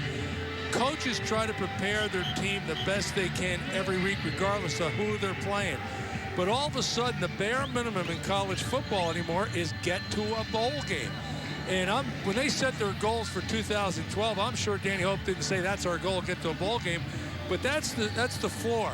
And all of a sudden, if you find yourself in your home for the holidays, you really feel like you didn't succeed. You got to at least get to postseason. I've been to a lot of bowl games. I've never been to a bad one. I've had a lot of bad holidays at home, though. Yeah, they're all good, all the bowl games. 3rd and 25. Marve scrambling away from trouble. He's going down. Taken down by Michael Buchanan. Sacked by number 99, Michael Buchanan. Michael Buchanan, he's been solid this series. And all year, he's done a lot of what he's been asked to do by this defensive staff here at Illinois. Yeah, the protection broke down, and I think Marve didn't even think he was in a situation to throw the ball away. And then he starts running. But when you get on the perimeter, you got to let it go, because that's what the rule lets you do. You can't give up this valuable field position in a game that's this close, or any game. But when 6-3, throw it away, save that yardage, punt it away, play defense. Cody Webster back deep to punt. There is Malines. Single safety for Illinois, calling for the fair catch at the 14-yard line. Ball will be spotted at the 15 when it's all said and done. Cody Webster averages over 42 yards a kick. Gives the ball back to Illinois with 46 seconds to play. The Illini with a pair of timeouts remaining. I beg your pardon, only one timeout remaining for Illinois. Yeah, the kicking game has been solid for both teams in this game. Both punters doing a good job. You know, Illinois, as much as they struggle, they're number 1 in the Big Ten in net punting, which is really important. Possessions didn't start off all that well. The first 4. We're giving it back to Purdue before the field goal. Ball tipped and incomplete. Ricardo Allen, cornerback out of Daytona Beach, with the tip ball. A pass breakup. Yeah, I'm going to just tell you, anytime you throw the ball to the flat and the defender even tips it, as a coach, you almost have a heart attack because it's a little bit lower. It might be a pick 6.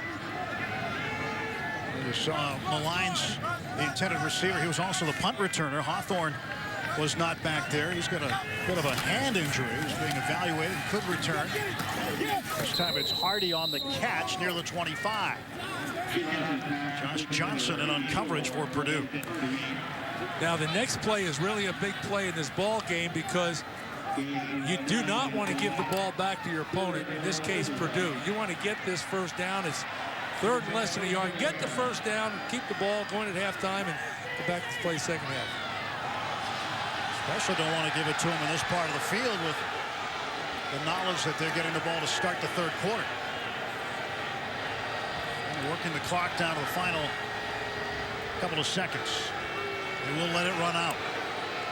So Illinois lets time expire, and it's been a battle of field goals here in the first half. A 6-3 Purdue advantage. Well, the Boo Birds are out. They didn't like what Beckman did right there. He did exactly the right thing.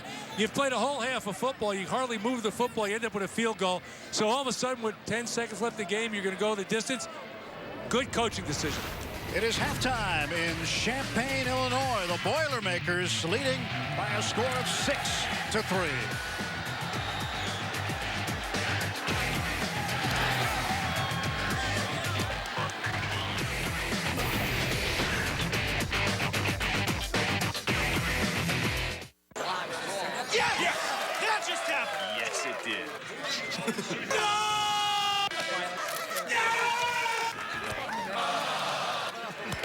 Yes, yes, yes, yes, yes! We did it! Yes, we did it! Yeah, we did it!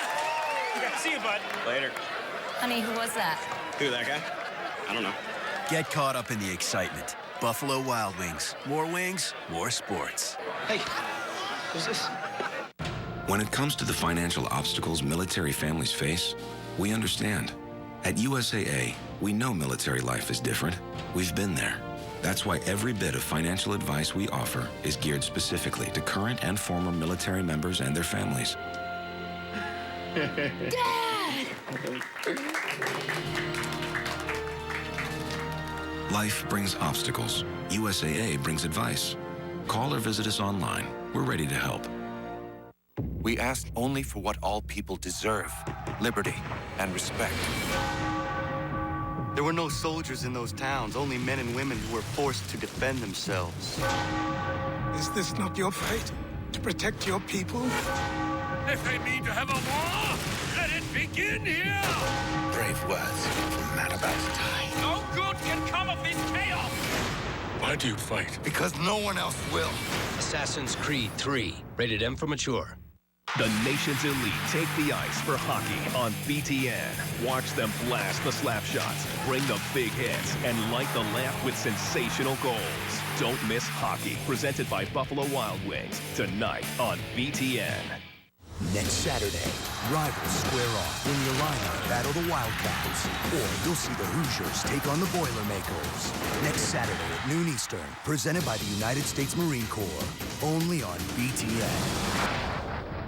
The future of features is now. That's super. FX Movie Channel in HD. Presented with limited commercial interruptions. So cool. Yeah, it's cool. Yeah! FXM, available in your area. Go to getfxm.com.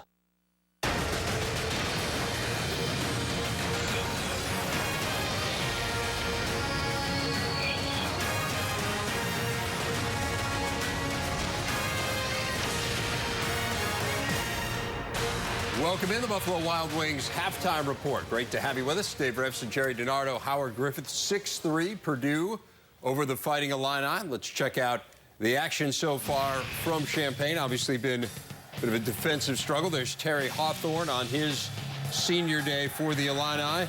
Second quarter, and just how they drew it up. Crosby right off the deflected pass leads to a field goal. Boilers on top 3-0. Illinois been devoid of big plays offensively, but this one helped them here. Nate Shieldhouse on a 3rd and 14 gets 19. And then later in the drive, Taylor Zaleski from 54 yards, the 3rd longest field goal in school history. That tied it at 3. Boilers have since added a field goal again.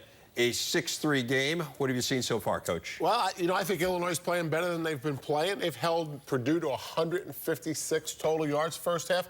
So you could say, Howard, to the Illinois defense, you're playing well enough for us to win. And think about this. Purdue has gotten 3 turnovers in this game and don't have a lot to show for it. That's keeping Illinois in this football game. Turnovers, of course, have been a problem for Illinois all year. That is 26 now for them on the season, the most in the Big Ten. Let's check out some of the other action. There are 2 more games going on right now, Minnesota and Nebraska. Taylor Martinez has had a very nice first half. He hits Kenny Bell, his 7th TD grab of the year. Huskers on top 10-0. Martinez has already thrown for 221 yards. Has become the career passing yardage leader for Nebraska in this game. Quincy Enunwa, 29 yards there, sets up an Amani Cross touchdown. He has 2. 4 in the last 2 weeks. It's 24-0 in favor of Nebraska. And Ohio State and Wisconsin, Buckeyes trying to remain perfect. After a punt return TD for Corey Brown made it 7-0. Carlos Hyde, the touchdown run, 15 yards, 14-0 in favor of the Bucs. And then Monty Ball ties the all-time career rushing touchdown record as he gets his 78th, 14-7. The Badgers are down in that game. What have we seen from those 2 games? Wisconsin's defense has jumped out at me. I mean, I don't know that we've seen Braxton Miller be contained as much as we've seen him been contained. And we've been saying all year, Howard, that this Wisconsin defense has been underrated. I think the first half of this game is an example. Yeah, Ohio State's still making some plays. Got the big play in special team from Brown, which was huge. But I also think when you think about Wisconsin being able to run the ball with the efficiency that they have in this first half, I didn't see that coming at all. I think they're really controlling the line of scrimmage. A ball already over 100 yards in the first half, 112 yards to be specific. So Wisconsin's done a lot of things well. Again, the special teams touchdown obviously hurt quite a bit. Coming up, we'll show you the highlights from earlier today, including Michigan trying to stay alive in the race for Indianapolis. Not a huge surprise here. Michigan State and Northwestern, a close game. That's all these 2 play. And Penn State, a record-setting day for the Nittany Lions. We will show you the highlights from State College as we continue on the Buffalo Wild Wings halftime report. It looks so good on you. I'm buying it. You should. Hey, girlfriend, get in. Susie Orman? That's not a dress. That's an emotional money mistake. Listen, I don't have anything against luxury. I like luxury. But you have to be reasonable. Okay, spend smart. This holiday, listen to the voice of reason at Acura's Season of Reason sales event. Visit your local Acura dealer. Luxury, intelligently priced.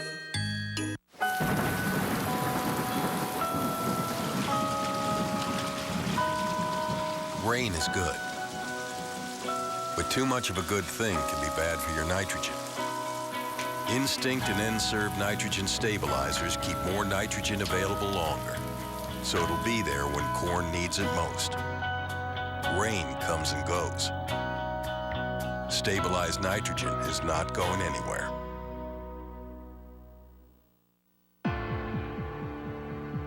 To not only come up with an idea,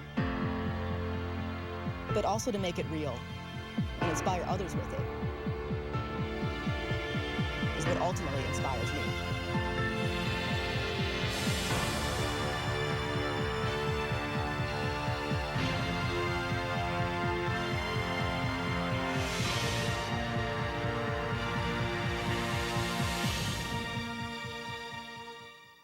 American Idol creates real superstars. From Kelly Clarkson to Carrie Underwood to 2011 winner Scotty McCreery and 2012 winner Philip Phillips. Are you ready? American Idol premieres this January on Fox. In the Big Ten, you never know when something truly incredible will happen. Oh, did he catch it? Yes, the catch of the year. Visit Did You See This on BTN.com right now and never miss a moment again.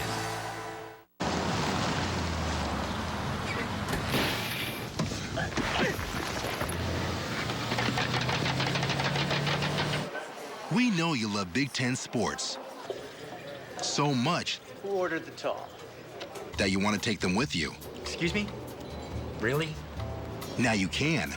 With BTN To Go, it's the Big Ten network on your phone, tablet, or computer. BTN To Go. Take it with you.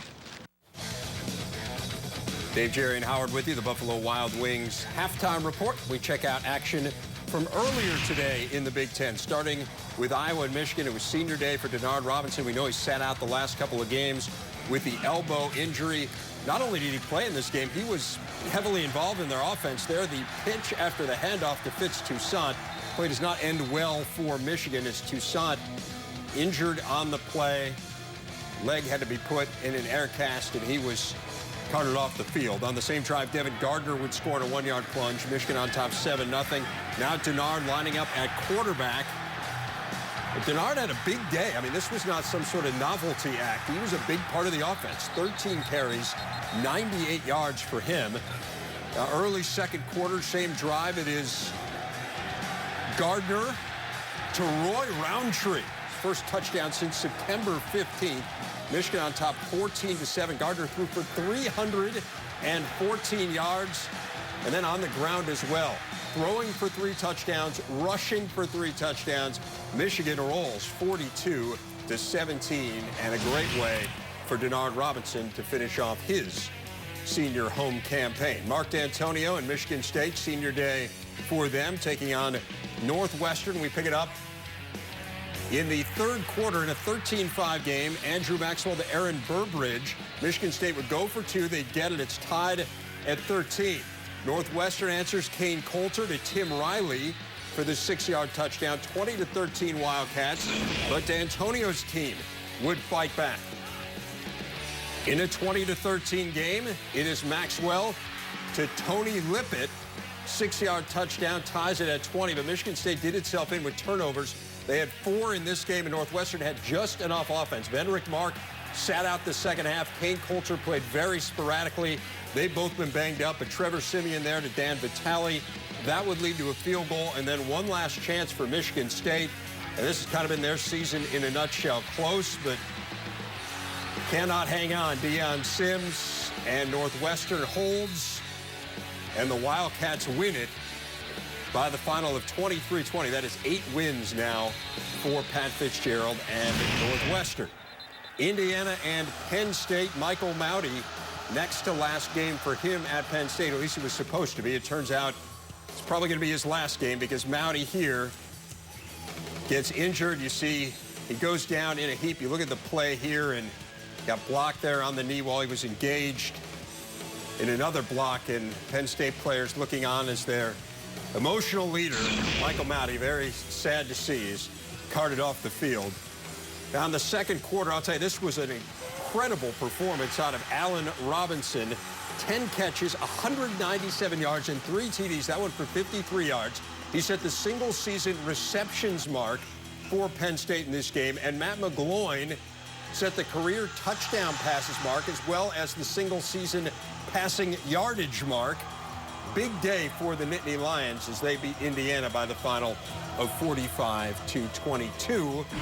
Howard, all those games, what stood out to you? I go to this Penn State game, and they continue to move the football offensively. Matt McGloin having an outstanding day, finding Robinson, who continues to come up with big play after big play for Penn State. Northwestern goes into Michigan State. Michigan State has a week off. Venrick Mark and Kane Coulter banged up. They run the ball 6 times apiece, and they have been the offense, and yet Northwestern finds a way to win. Maybe Northwestern's most impressive win under those circumstances, because of those circumstances of the year. And meanwhile, the beat goes on for Michigan State, guys. 7 straight games now decided by 4 points or less, and they have lost 5 of them. Don't forget, complete highlights on the final drive tonight after the game.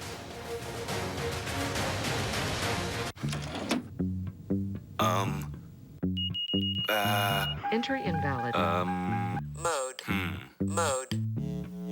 5 seconds.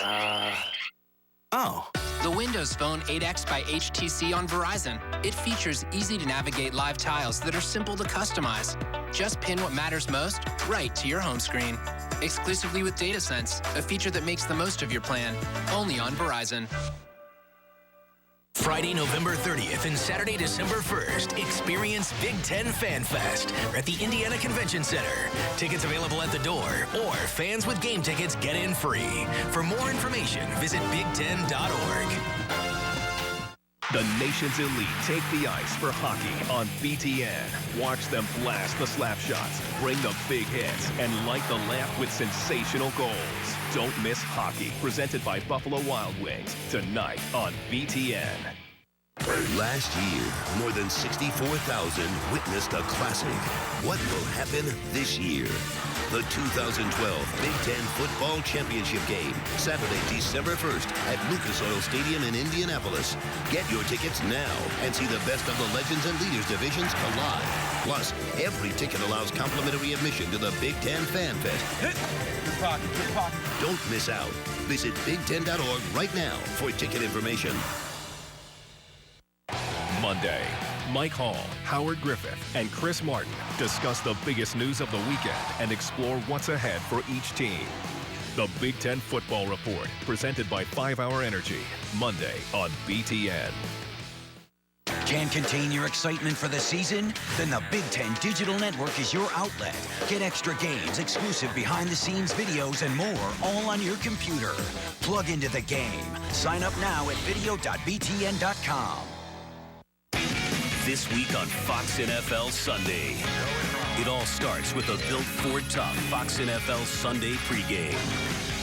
Then, RG3 and the Redskins clash with the Eagles. And 2 of the NFC's hottest offenses square off as Rodgers and the Packers take on the Lions. It's another great slate of NFL action this week, only on Fox.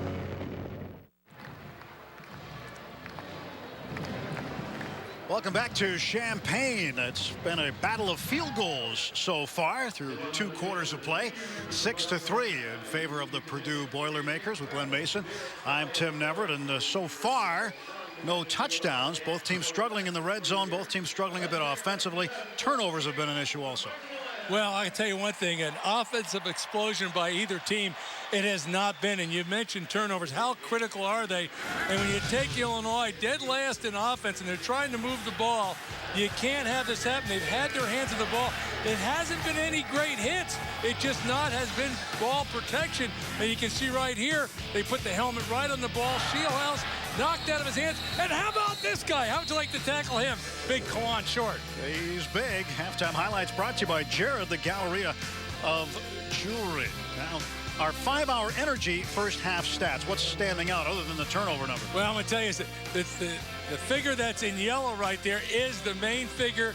3 turnovers to 0 by Purdue. I can tell you, Illinois is not good enough to win a game losing that battle. For Purdue, Sam McCartney with a pair of field goals. But for Illinois, Taylor Zaleski's 54-yarder, the 3rd longest in Illinois history.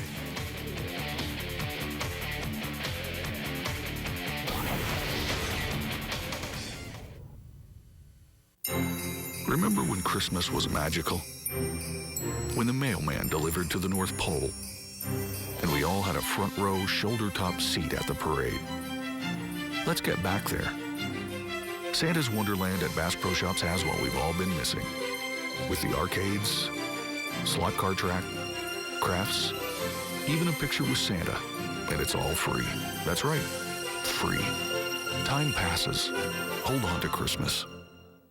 I'm so happy to be marrying your mom. You know that, right? Uh-huh. I know this hasn't always been easy for you, and I'm really happy you're in my life, too. It's just like yours, Mom. Behind every open heart is a story. Tell yours with my Open Hearts collection at Kay Jewelers, the #1 jewelry store in America. There are millions of reasons to give one, but the message is always the same. Keep your heart open, and love will always find its way in. Thank you.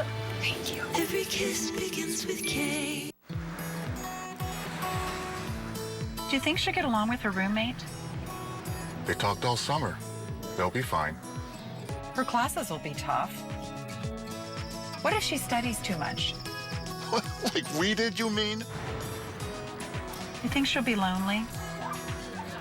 She's smart. I know she'll do well, but... It's not like we're leaving her alone. It's Illinois. She's got family. Join the discussion during our radio simulcast as the guys chat about what's happening around Big Ten football. This is going to be a great test for them. They got a chance to win this football game, and they know it. BTN Live, presented by AuctionTime.com, Tuesday on BTN. Now, you can create, edit, and share your own football highlight reels each week with the BTN Video Mashup presented by La Quinta. Go to btn.com/La Quinta to create your ultimate video mashup now. You're on your way to meet up with friends, but you can't seem to get anywhere quickly. You don't want your friends to be annoyed, so you text. You're on your way.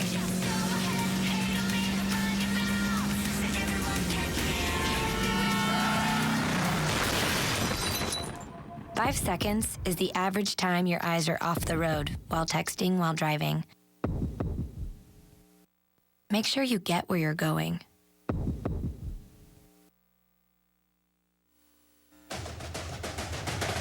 BTN Football is brought to you by Auto Owners Insurance. In this moment, who has your back? Protect what matters most with an Auto Owners Insurance independent agent. Find yours at AutoOwnersInsurance.com. One of the residents of a nearby farm here in Champaign. 6-3 Purdue as we get set to start the third quarter. Let's take a look at today's Quicken Loans quarterback comparison. Robert Marve and Nathan Shieldhouse. How about those numbers? Well, you look at that 76.5% completions. That's pretty darn good. And, you know, Shieldhouse isn't shabby at where he's at either. I mean, they both put on a pretty good passing display today. Shieldhouse 11 of 17. Marve is 13 of 17.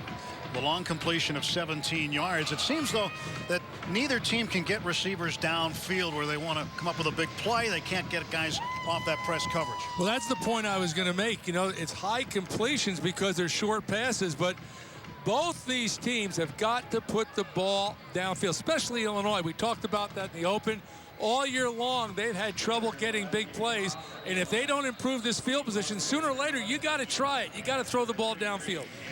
Evening beginning to settle in here in Champaign as Illinois will kick off to Purdue. Purdue won the coin toss to start the game, deferred, so they will return this kick from the 4-yard line. And this is Akeem Hunt. Let's check in with Rebecca Harlow. Well, Coach Mace, you talked about Zalewski's 54-yard field goal and whether or not Beckman was going to go for it or not. I asked him at the half. He said there was never a doubt. He said, we've been hitting from that length all year long in practice. I also asked him about the 3 turnovers. He said the message to the team is that it's simply inexcusable, that the team needs more consistency on offense. On the other side of the ball, Danny Hope, 1 for 7 on third down conversions. He said, you know, hats off to Illinois. They've done a great job stopping the run. He said, as for us, the short slants on the outside have been effective, but Mace, like you said, he said, we've got to find a way to throw that football downfield. Crosby Wright, the tight end on the receiving end of that Marve pass. Ashante Williams with the tackle. Well, you watch Marve right here. It's kind of like monkey in the middle right here because the guy in between you see coming, he can't hang back to stop the tight end on catching the pass and play the quarterback. So if he stays back, you run. If he comes up, you pass it. Gain of 7. This time it is O.J. Ross. Ross has first down yardage to the 37-yard line. Well, Purdue's picked up the second half right where they left off. Those quick passes to the outside. Credit Marve. He's really accurate. He's getting the ball to him in the right position where they can gain, you know, positive yards. I'm going to tell you, sooner or later, you're going to see that ball go right up the middle on a big gain on a rushing play. 1st and 10. Handoff goes to Akeem Shavers. Stretching it out to the right. Nowhere to go. And Pat Nixon-Yeoman, a senior out of Jacksonville, Florida, stretched that play out and forced Akeem Shavers out of bounds. Patrick Nixon-Yeoman. Well, this is the play I keep talking I don't like. Shoulders are going toward the sideline. If there's nothing there, if I can't turn the corner, I have no chance to make a guy miss. Call it a loss of 1 on the play. 2nd and 11. Bats are in the I formation, and Marve under center. And off to Shavers again. Trying to go off tackle to the left side. Mason Monheim. Two-time Big Ten Freshman of the Week, including this week. He won the award also on the 1st of October. He leads Big Ten freshmen in tackles at 74 to start the day. Even that play, Tim, you saw Shavers. He took the ball and he started to bounce it. I'd like to see him one time just hit it hard and just keep it north and south. Maybe break one tackle. You might get a big play. Shavers awaits the snap in the backfield with Marve.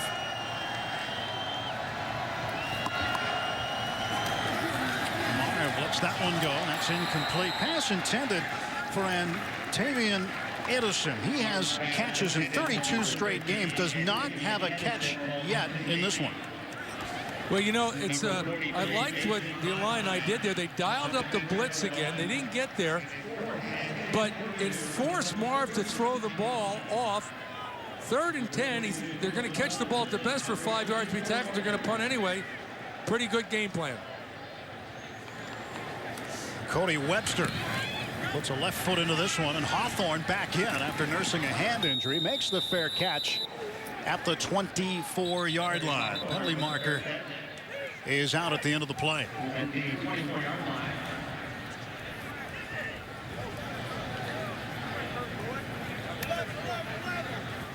There is no foul on the play. Timeout. So that settles that. Timeout on the field. 13:04 to go. Third quarter. 6-3. Purdue in Champaign. I'm his son. And as you well know, I can barely focus on one thing at a time. So between mowing the lawn and football, I choose football. Sorry, Robert. $5 doesn't buy my undivided attention. And if you've got cut rate insurance, you might end up with a financial buzz cut. So get Allstate. You can save money and be better protected from mayhem. Like me. Mayhem is everywhere, so get an Allstate agent. Are you in good hands? You like who you are, and you learn something along the way. This is the age of knowing what you're made of. So why let erectile dysfunction get in your way? Talk to your doctor about Viagra. 20 million men already have. Ask if your heart is healthy enough for sex. Do not take Viagra if you take nitrates for chest pain. It may cause an unsafe drop in blood pressure. Side effects include headache, flushing, upset stomach, and abnormal vision. To avoid long-term injury, seek immediate medical help for an erection lasting more than 4 hours. Stop taking Viagra and call your doctor right away if you experience a sudden decrease or loss in vision or hearing. This is the age of taking action. Viagra. Talk to your doctor. See if America's most prescribed ED treatment is right for you. Hi there! Did I surprise you? Yeah. Well, I gotta say, I'm surprised you're getting that brand of tomato. Hunt's is the only leading brand that uses flash steam to peel their tomatoes. Flash steam sounds good. I'm gonna take the Hunt's. Isn't it time to take a fresh look at your tomatoes? My main goal was to prove to myself, coaches, and my teammates that, I can do it. And so far, it's been a success.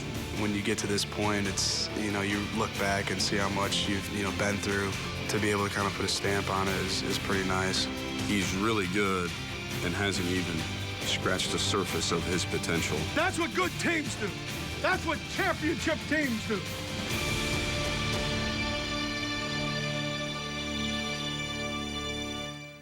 A life of adventure.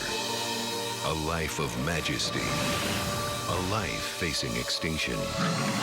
Tiger populations have declined by 90% in the last 50 years, with more tigers living in captivity than in the wild.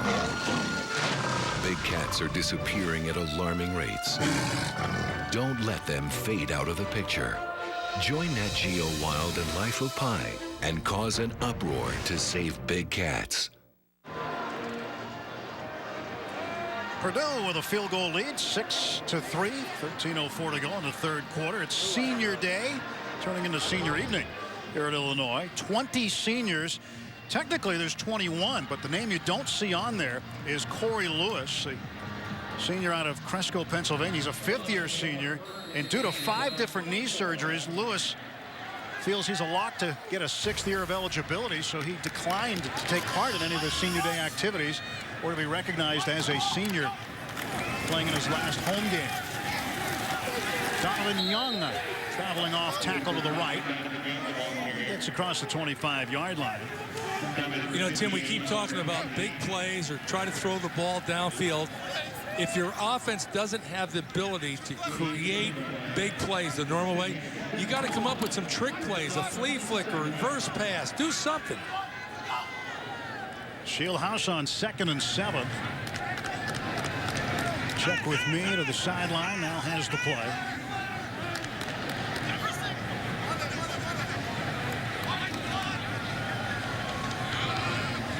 Shieldhouse working on a long count. Finally gets the snap. Finds the running back, Donovan Young. Positive gain up to the 32. Well, here comes the blitz again. They do a good job of picking it up. It's just pitch and catch. If you pick up the blitz and you're going to throw a short control pass like that, you're going to be able to get completions, high rate, move the chains. Hopefully, in this case, they still have a 3rd and short. Landon Fichter, sophomore from Fort Wayne, at the end of the play for Purdue. 3rd and short, 3rd down, 2 yards to go. Neither team probably particularly pleased with their 3rd down conversion percentage. Long attempt, and this ball is going to be incomplete. Intended for Malines. And Johnson, a good job working with him step for step. A little bit of dancing going on in the end zone. This was pregame as Donovan Young and a lot of the specialists came out early for early work and trying to dance along the sideline here. I see, you thought he was dancing. He was practicing his move. Hey, Illinois had the right thing. They caught Purdue in man coverage right there, went for the home run, but just didn't connect. Correct call, though. On 4th and 2. Justin DeVernois. And set to kick this one away. Offense number 26. 5-yard penalty, still 4th down. What do you call that dance that he was doing anyway? It wasn't the Dougie, was it? No, it's the new term. Yesterday's news. Gangman or Gangnam Style? Gangnam Style? Yeah. We do that to warm up here in the booth. Frankie Williams driven back, and a good punt. Rolling deeper into Purdue territory and down at the 14-yard line. Teams want a reason to dance, especially the seniors for Illinois in their final home game. Purdue 6 and Illini 3.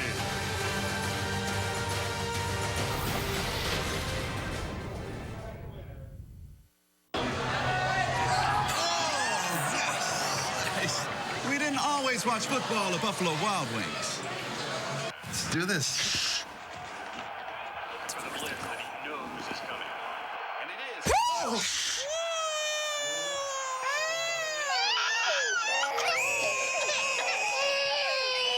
Protect the football. Buffalo Wild Wings. Football the way it should be. Up next for Career Day, quarterback Aaron Rodgers. That State Farm agent said she helps people. What do you do? I play football. That's not a job. Well... Did you save my dad hundreds with the discount double check? No, but I was MVP last year. Mr. Hubble says trophies are for people with self-esteem issues. Who's Mr. Hubble? That's Rod Hubble. No, it is not. For savings, we're best in class. Hey, Roger! This got double checked! Get to a better state. State Farm. Hit the hardwood for college hoops on BTN. Witness the high-flying dunks and the end-to-end excitement as the Gophers show off their talents in non-conference action. Big Ten basketball, tomorrow on BTN.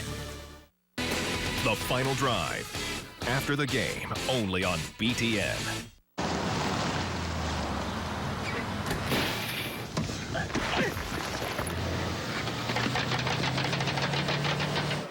We know you love Big Ten sports so much. Who ordered the tall? That you want to take them with you. Excuse me? Really? Now you can. With BTN To Go, it's the Big Ten network on your phone, tablet, or computer. BTN To Go. Take it with you. The Indiana Hoosiers will play in a bowl game. They will play in a 13th game. It's caught. Hoffarber for the win. Oh! He got it! Yes, it counts!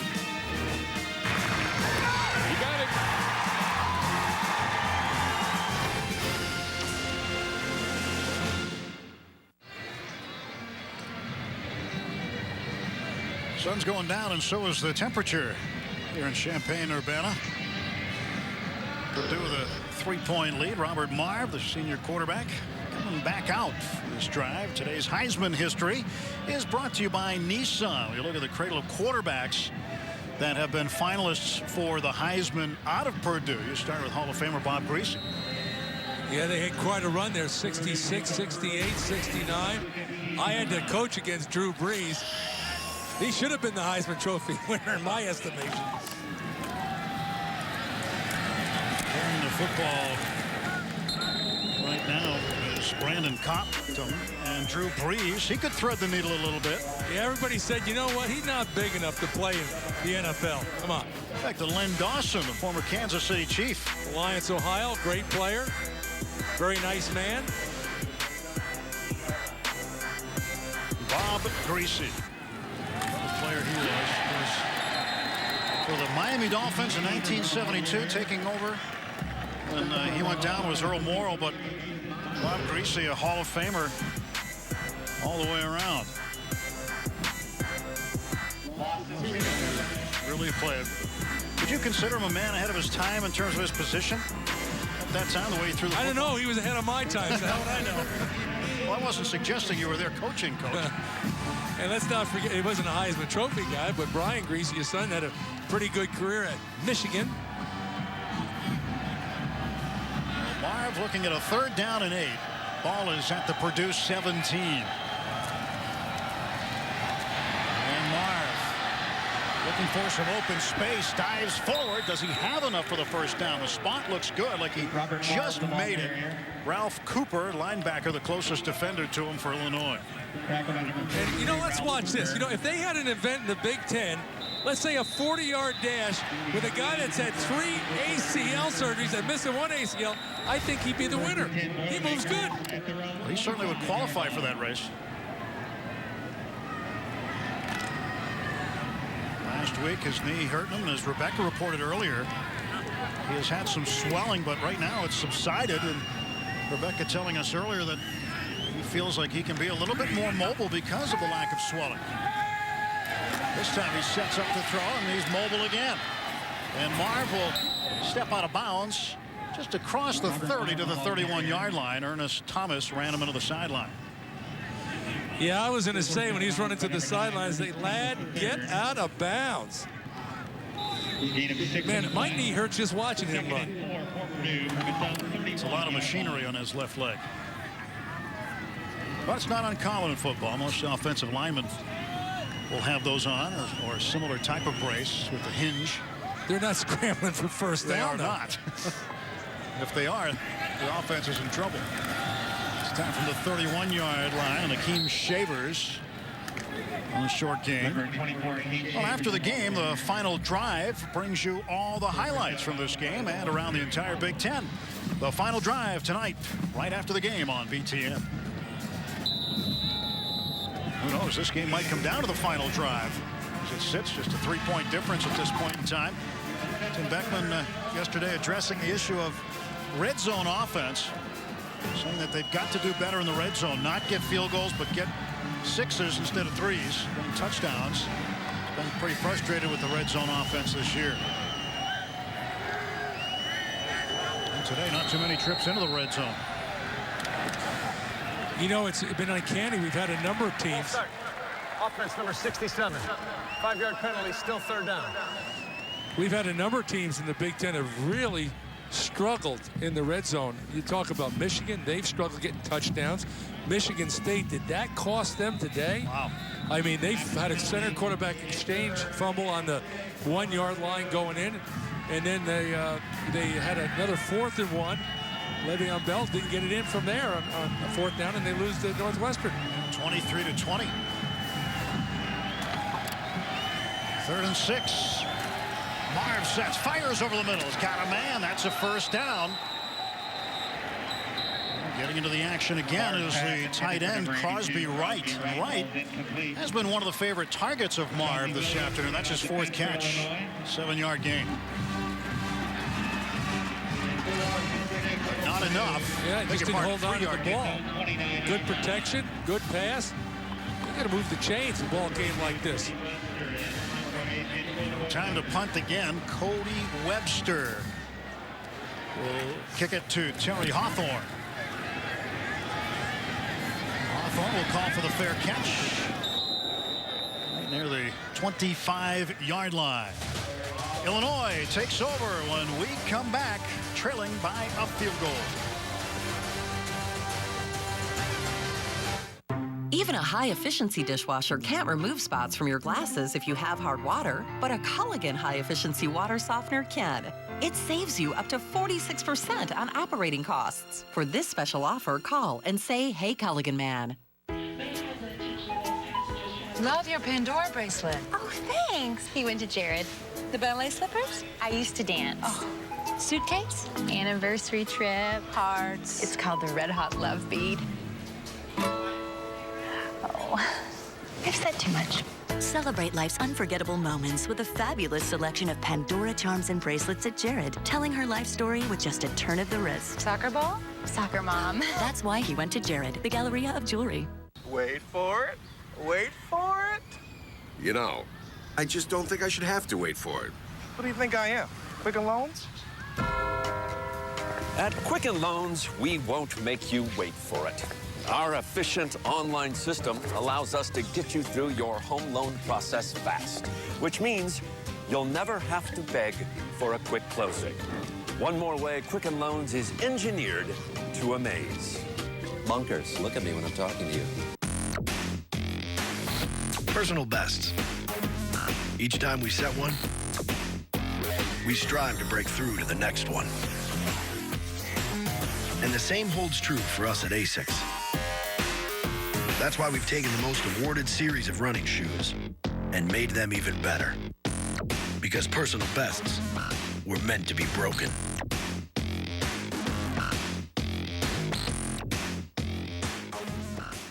Culligan has a wide range of bottle-free drinking water options for your home or office for just pennies a glass. There are no bottles to lift, and you never run out of bottled quality water. For this special offer, call and say, "Hey, Culligan man." BTN is number one. 6-3, that's the score. First half highlights brought to you by Jared, the Galleria of Jewelry. Fumbles have been a big story for Illinois. Well, you're right. You know, they fumbled the ball, and it hasn't been because of big hits. They're just not doing a very good job of securing the football. Obviously, Nathan Shieldhouse couldn't see that defender coming, and I think I'd play him at fullback. K1 short. Yeah. What do you think? Well, not a bad idea. His counterpart on the other side, Team Spence for Illinois, will play fullback in certain packages. From the 25, Shieldhouse trying to run it up the middle. Picks up a yard.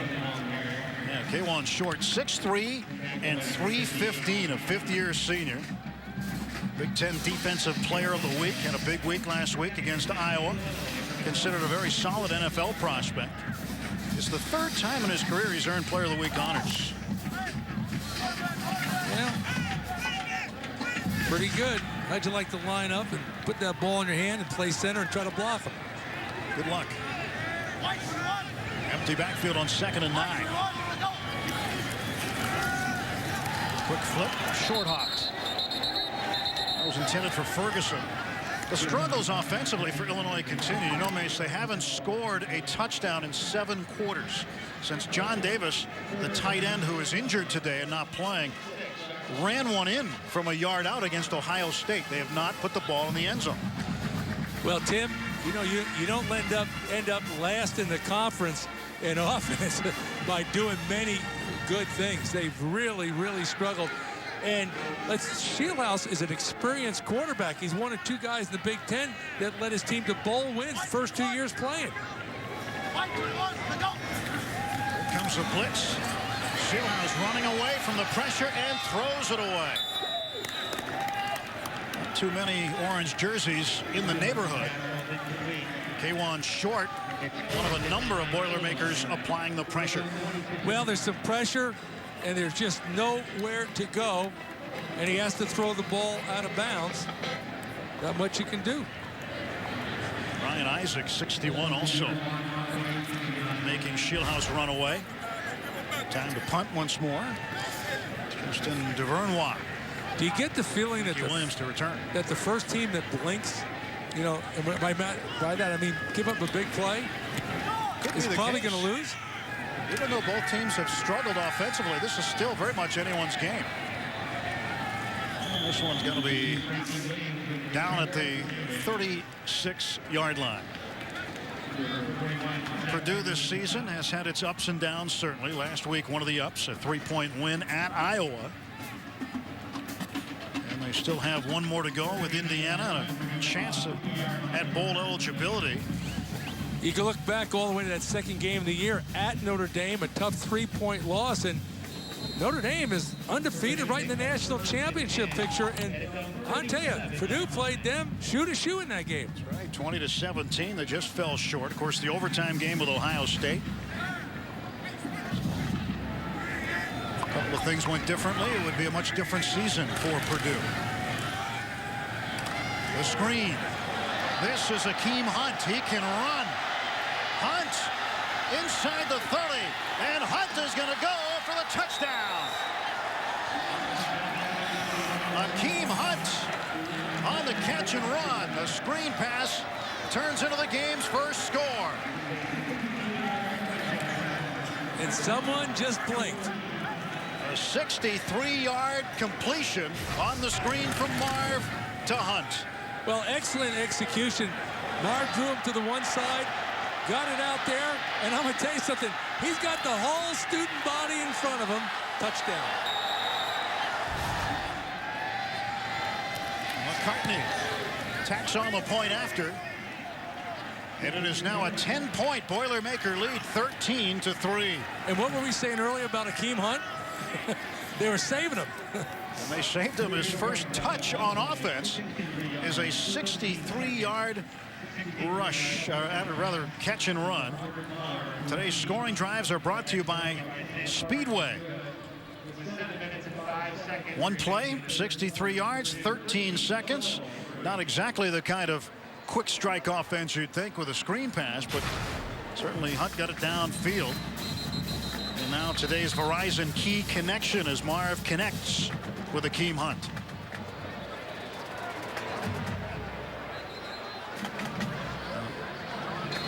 Hunt had another big play earlier in the year against Ohio State. He ran a kickback 100 yards.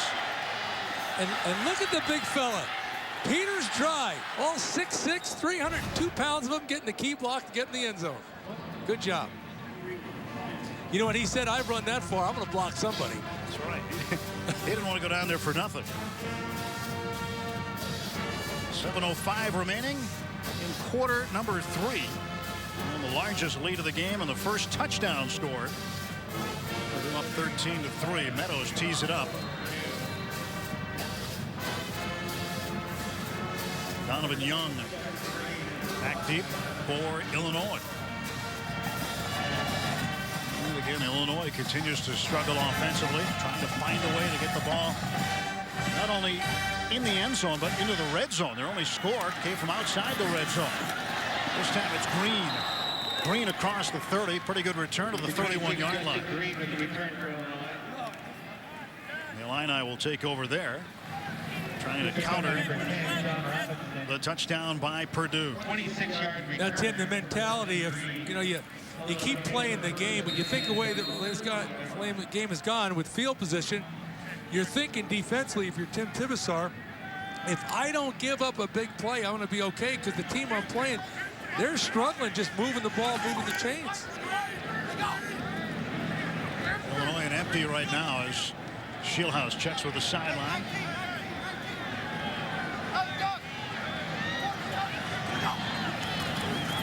Ferguson trying to fly sweep. Not much there. He got 4 yards to the 35. Defensive coordinator Tim Tibesar looking on now, trying to get a stop and get the ball back for the Boilermakers. He comes by. He's a St. Paul, Minnesota native by way of the Canadian Football League, by the way. An extra guy on the field there, one fewer down. Again, Ferguson looking for that open hole. He's got a first down, dropped by Landon Feichter, the safety. Josh Ferguson from Naperville, Illinois, the redshirt freshman. Well, all these spread offenses, they all do that. You call it the fly sweep or whatever you're calling it there, and run the sideline. He did got a chance to square up and get some positive yards. Ferguson again picks up 2 to the midfield stripe. Ferguson also earlier in the year was involved in a gadget play, tossing a 22-yard touchdown pass to Spencer Harris against Penn State. So we'll use him in a variety of ways. And we were talking yesterday to Billy Gonzalez and Chris Beatty, the co-offensive coordinators. We asked him about, hey, have any trick stuff? Any bag of tricks? And they were very reluctant to budge on that.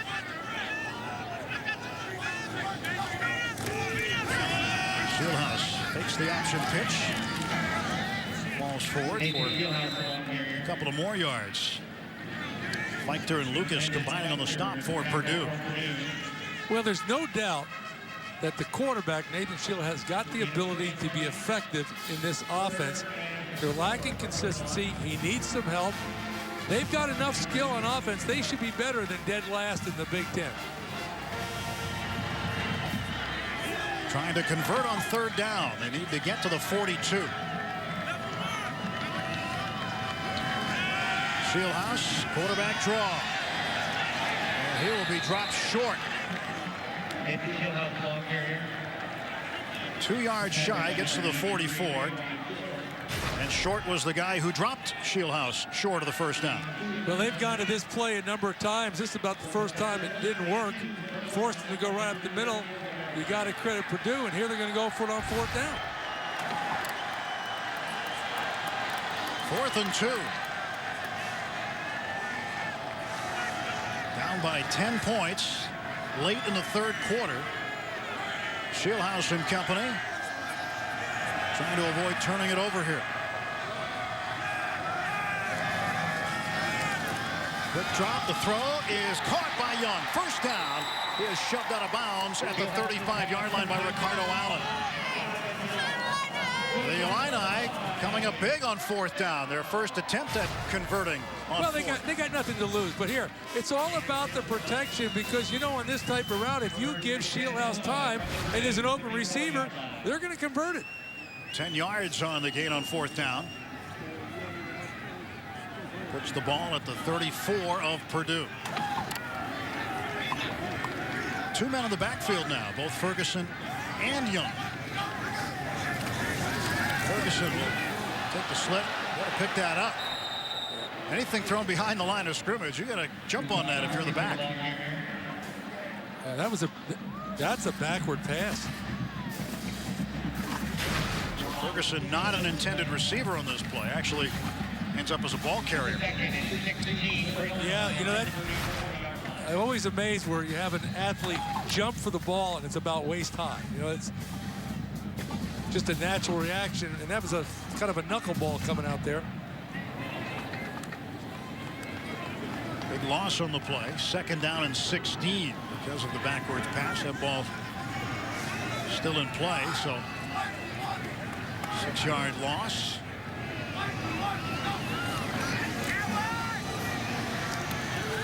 To the outside. This time the pass caught by Miles Osei. Osei, who has actually taken snaps at quarterback this year. He split time with Riley O'Toole against Arizona State. He also saw time at quarterback in the opener this season against Western Michigan.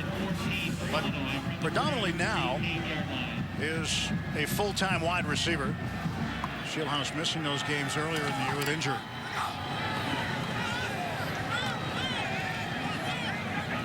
Third and a long way to go.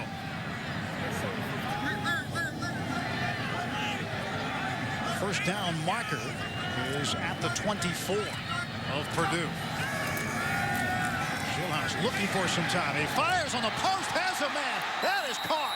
And a terrific catch by Darius Mullines. Well, here comes the blitz. Stands tall. He puts the ball right on the money. What a nice catch. Just watch this. Watch him look it in. Catch the ball in his hands.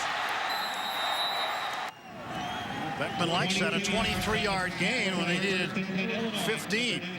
Beckman saying that's what I'm talking about. Now in the red zone. Illinois 1st and 10 from the Purdue 16. A lot of room to run. And heading toward the end zone is Danny Ayula. And Danny Ayula, the freshman out of Fort Lauderdale, gets the first touchdown for Illinois. A 16-yard run. It's now 13-9. And now Purdue is blinked. And we got us a game again. And that was the first touch for Ayula.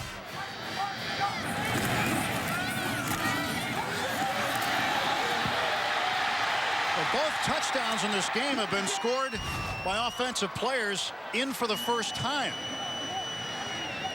Akeem Hunt with that 63-yard catch and run on the screen pass for Purdue, and now Damian Ayula. Now Nick Amicus tacks on the extra point, and it's a 3-point game once again with 2:14 remaining in the third quarter of play. First touchdown since the second half of the Ohio State game for Illinois. Well, you can see that that's not very good defense by Purdue. They gave him the edge, and then there wasn't much pursuit inside out. I mean, anytime a guy goes in that distance, literally unblocked, it's not very good defense. You credit the offense, but it's not very good defense. It's like flag football.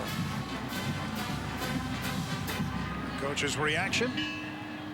As a head coach, that's a long time to wait for a touchdown. Patience, my man, patience. Speedway's scoring drive, 10 plays, 69 yards, 4 minutes and 51 seconds. Damian Ayula getting into the end zone, and for Ayula, his second touchdown this season. He only carried the ball twice last week against the Golden Gophers of Minnesota. Here's Akeem Hunt. He'll take it from the 3. And Hunt able to bounce it to the outside, but he'll be swallowed up and dropped near the 20-yard line.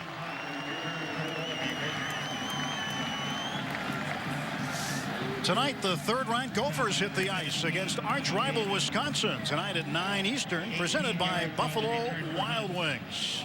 It's the Gophers and Wisconsin at the 10,000-seat Mariucci Arena. Oh, 10,000 seats exactly. You know that. I think there's 10,001. Beautiful venue, though. It really is. And when the band marches around the top of the concourse, it's just a neat environment for college hockey.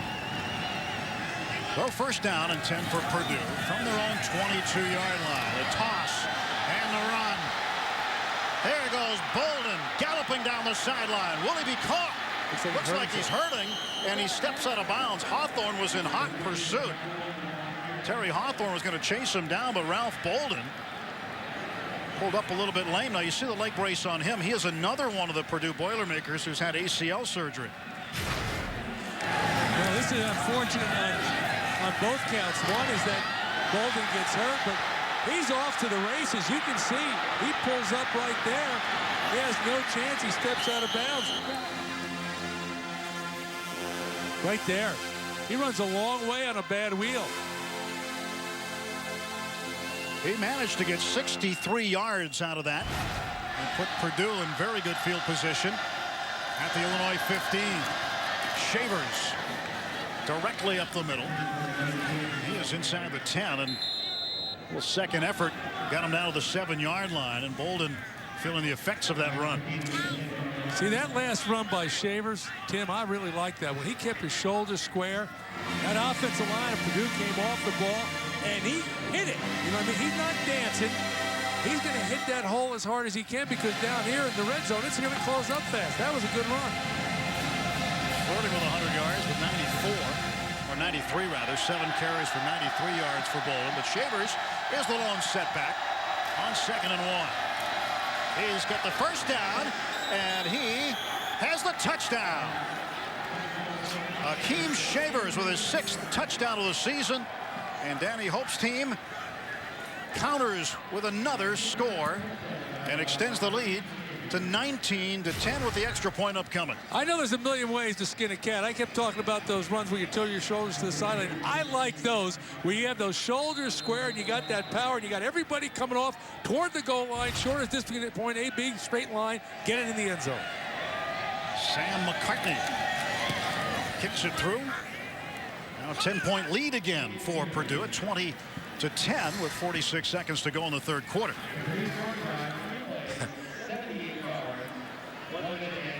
And all this set up by the 63-yard run by Ralph Bolden, but Shavers had to earn it the hard way.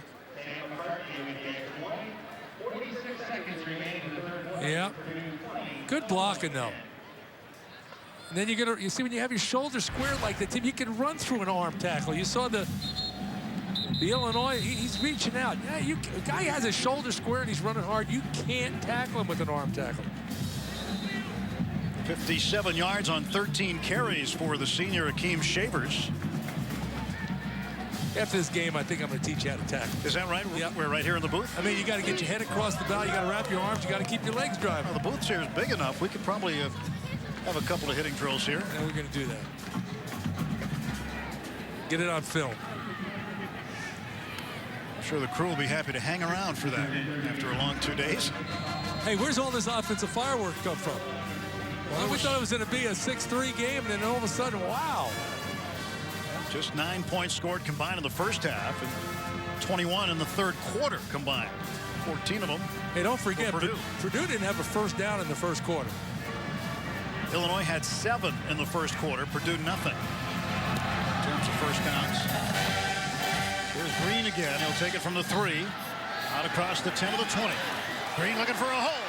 And Green, good territory out to the 45-yard line. Nice play by Justin Green as he brings that one out from the 3 to the 45. Well, anytime anybody returns the ball like that, you know it's got to be pretty darn good blocking. Look at that seam. Again, he's going north and south. That's what I like. Get those shoulders square. Good positive game. 42 on the kick return for Green. Illinois, good field position to start this drive. We'll see if they can come back. Purdue with the advantage in total yards. Illinois with 210 in the game to start this drive. On the rush, it is Ferguson. Ferguson hit by Feichter. And cut down near the Purdue 45. Call it the 46-yard line. The spot looks like they'll be just shy of the first down. A 9-yard pickup. You know, Tim, I just get the sense we're a long way from that field, but the intensity of playing has picked up. The hitting has picked up in this game. They both know they're in a game now. Illinois picks up another first down. Ferguson straight ahead. Number 6, Josh Ferguson. Ricardo Allen, the cornerback, junior, with the tackle for the Boilermakers. Third quarter is in the books. We've got 1 quarter to go here in Champaign-Urbana. It is a 10-point lead for the Boilermakers of Purdue.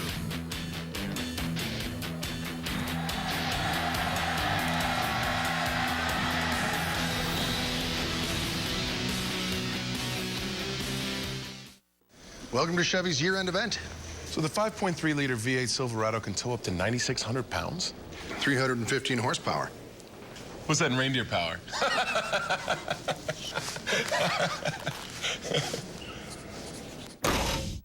Chevy's giving more. This holiday season, trade up to get the 2012 Chevy Silverado All-Star Edition for 0% APR financing for 60 months plus $2,000 cash allowance, or get a total value of $9,000.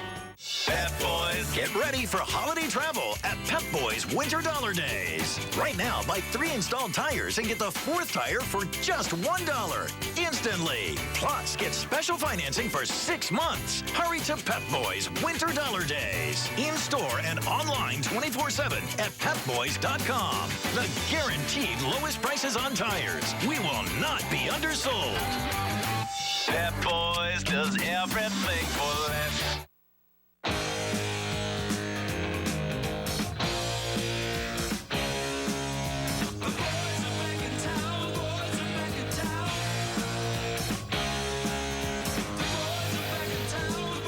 Why not make lunch more than just lunch? With 2 times the points on dining in restaurants, you may find yourself asking, why not? A lot. Chase Sapphire Preferred. There's more to enjoy. Don't miss the action on AuctionTime.com, where every Wednesday is auction day. AuctionTime.com features farm and construction equipment, trucks, trailers, and parts auctions ending every Wednesday. To bid on a machine, register for free on the AuctionTime.com website or from anywhere using an iPhone or an Android with the free AuctionTime.com apps. Auction Time charges no buyer's fees and has no hidden reserves. Save time and money for your operation and visit AuctionTime.com today. The future of features is now. That's super. FX Movie Channel in HD. Presented with limited commercial interruptions. So cool. Yeah, it's cool. Yeah! FXM, available in your area. Go to getfxm.com. Survivors of disasters like Superstorm Sandy continue to need your help. Red Cross volunteers are still on the scene, providing emergency shelter, food, and support.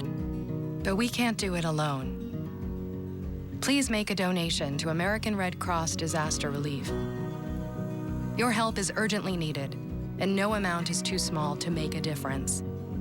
Visit redcross.org or call 1-800-RED-CROSS. The Big Ten Football Report, presented by 5 Hour Energy, Monday on BTN. Start of the fourth quarter, 20-10 Purdue. Let's check in with Rebecca.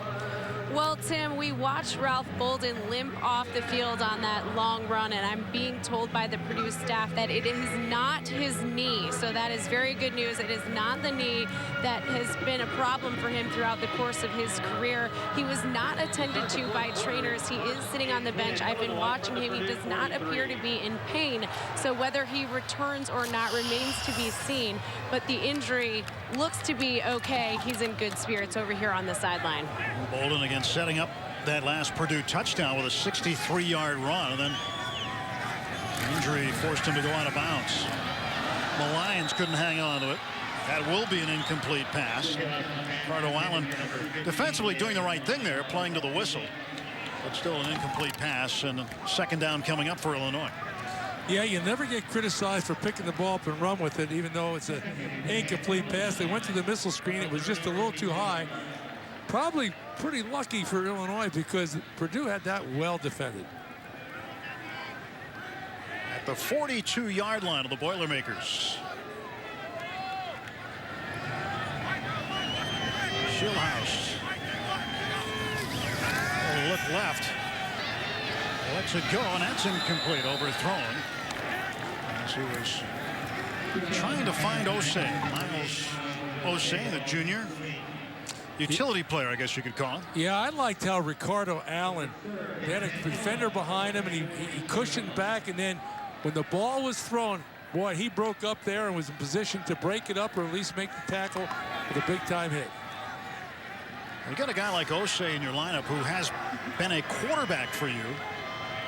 It does open up possibilities for some gadget plays. Were you a fan of that if you had a guy who had that type of capability to throw the ball? I loved gadget plays. I'm a sneaky guy, a tricky guy. Hooker crook. Love gadget plays. Osei, the motion man for Illinois.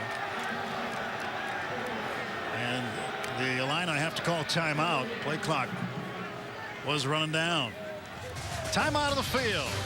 It's a 20-10 Purdue lead in Champaign. Stay up to the minute with your favorite team on blazing fast Verizon 4G LTE speed. Why is it that the most impressive technology often comes with a set of equally impressive instructions?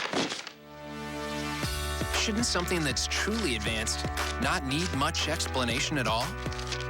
With the Nokia Lumia 822 on Verizon, there's not much to learn because it's powered by Windows to let you do more than you ever imagined on your smartphone. Exclusively with DataSense, a feature that makes the most of your plan. Only on Verizon.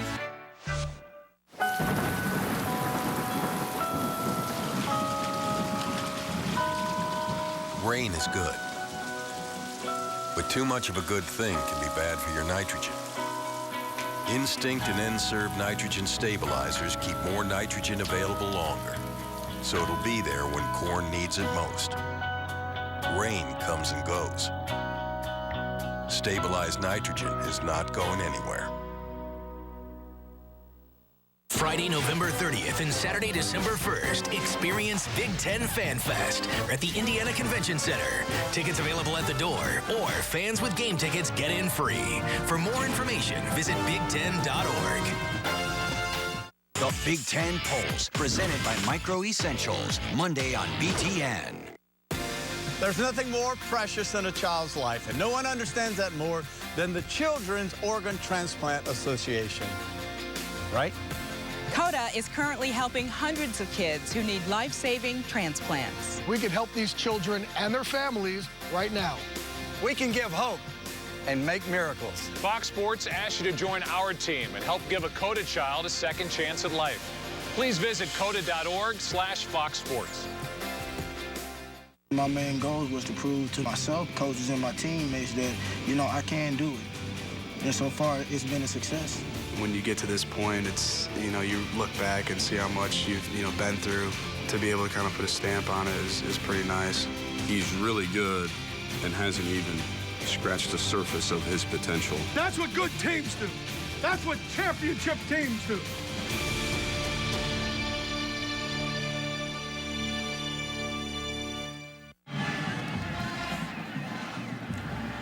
BTN is doing its part to help the millions affected by Superstorm Sandy. Do yours by going to redcross.org for more information on how you can help. Along with Rebecca Harlow and Glenn Mason, I'm Tim Nevrin. Fourth quarter, 14:52 remaining in regulation. It is a 10-point Purdue lead at 20-10. Nathan Shieldhouse and Illini at the Purdue 42-yard line. Third down, 10 yards to go. Need to get to the 32-yard line to move the sticks. Shieldhouse looking for some help. Doesn't have any. He lets it go out of bounds, incomplete. That'll bring up fourth down. Tim Beckman will have to send out the punt team. Applying the pressure, Robert Macy. Well, Macy did a good job there, and you got to credit some of the adjustments that Purdue have made on defense. If you remember the first half, there's a number of times he went back to pass. I'm talking about Shieldhouse, and the defensive ends got past him. That gave him a seam to run to the outside. Not now. They're choking it down. They're making him run to the sideline. Duvernois back to punt. And Josh Johnson going back to receive it. He'll stand at his own 10. Good snap. Nice spiraling kick. And it'll go out of bounds near the 10. And all the way up to the 15, still counting, 15-yard line. And that is where Purdue will take over when we come back after this quick timeout.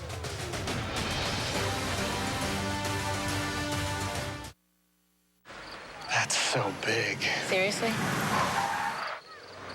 Dr. Phil? Get in. Look, what are you compensating for? Oh, well, Actually, I don't want to know. You want to be smart and buy what's going to last. It's not frosted. Well, tough tinsel. Now get out there and be reasonable. This holiday, listen to the voice of reason at Acura's Season of Reason sales event. Visit your local Acura dealer. Luxury, intelligently priced.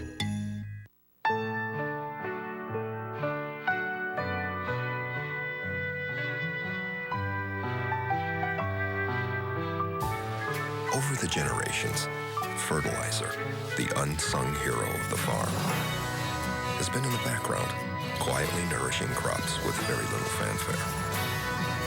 Until now. Meet the next generation of fertilizer. Micro Essentials. Hit the hardwood for college hoops on BTN. Witness the high-flying dunks and the end-to-end excitement as the Boilermakers show off their talents in non-conference action. Big Ten basketball, Wednesday night on BTN. The Final Drive. After the game, only on BTN. A life of adventure. A life of majesty. A life facing extinction. Tiger populations have declined by 90% in the last 50 years, with more tigers living in captivity than in the wild. Big cats are disappearing at alarming rates. Don't let them fade out of the picture. Join Nat Geo Wild and Life of Pi and cause an uproar to save big cats. This week on Fox NFL Sunday. It all starts with a Built Ford Tough Fox NFL Sunday pregame. Then, RG3 and the Redskins clash with the Eagles. And two of the NFC's hottest offenses square off as Rodgers and the Packers take on the Lions. It's another great slate of NFL action this week, only on Fox. BTN Football is brought to you by State Farm. For auto, home, life, and banking, get to a better state. By Verizon. Call ** NFL to get coverage of every NFL game on NFL Mobile from Verizon. And by Case IH. Be ready with Case IH Advanced Farming Systems. Visit caseih.com/AFS. Some of the students getting a late workout in at the rec center, trying to put some workouts in the bank prior to that big Thanksgiving dinner that's on deck pretty soon. 20-10 Purdue, fourth quarter. Marve will throw it out to Cowtown. And Cowtown, good yards after the catch as he rumbles out toward the 35-yard line, called to 34. Mason Monheim finally making the tackle, the freshman linebacker for Illinois. Well, it's a good play coming off your goal line. You got this lead. You think if you move, get field position, keep moving the chains, you're going to be in pretty good shape. That was a well-executed play. Big game. Good for 19 yards for Purdue. Purdue went on the road last week and defeated Iowa and Iowa City by 3, 27-24, and trying to win back-to-back road games. It's not always easy to do, especially in the Big Ten. Handoff goes to Shavers. Shavers into the second level. Hawthorne in on the tackle along with Ashante Williams. Tommy Davis helping out too. Davis lost his helmet. He's got to come off for a play. I know I'm beating a dead horse, but I just love when Shavers runs north and south like that with his shoulders square. He just looks so much more physical. 2009 the last time Purdue won back-to-back road games. Gain of 11 for Akeem Shavers. You keep running the ball like that, then you talk about those trick plays. Then all of a sudden, here comes the flea flicker. You got to be careful. Shavers again trying to run north-south. Spun down across midfield at the Illinois 49-yard line. Not much there, but because of his power running downhill, look what they've got. Positive yards. It's a very workable situation. Reason why they give you 3 downs to get a first down. You know, if you can run for about 4 on first down and 4 on second down, you should be able to run for 2 on third down and keep moving the chains. Real simple game. Shavers now 15 carries for 74 yards. At a career high 149 yards last season against Western Michigan. Run forward again, and he falls forward for a pickup of a yard. Akeem Spence, junior defensive tackle, with the stop. Well, Gary Nord did make the trip. Didn't make the trip last week to Iowa City, but he's got crutches. He's got a back issue. Wasn't sure if he was going to make it here for this game. Yeah, he was working out in the weight room trying to stay fit like a young guy, and he went to put the weights back and kind of tripped on the rug, twisted himself, and now he's got big problems. Third down, 3 yards to go. Over the outside, going to be well short.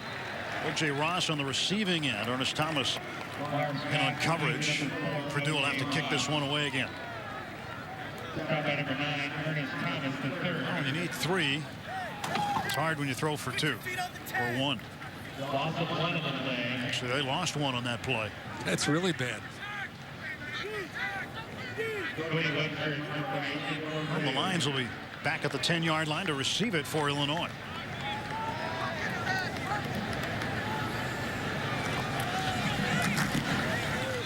End over end punt. Fair caught at the 9, dropped and recovered. Illinois will start at their own 9-yard line when we return. Purdue 20, Illinois 10.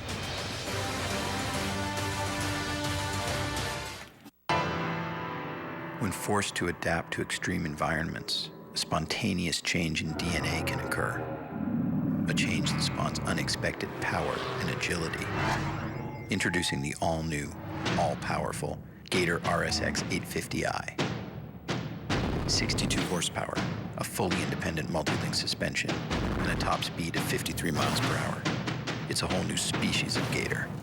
See it in action at johndeere.com/Gator. We asked only for what all people deserve, liberty and respect. There were no soldiers in those towns, only men and women who were forced to defend themselves. Is this not your fight? To protect your people? If they mean to have a war, let it begin here! Brave words from man about to die. No good can come of this chaos!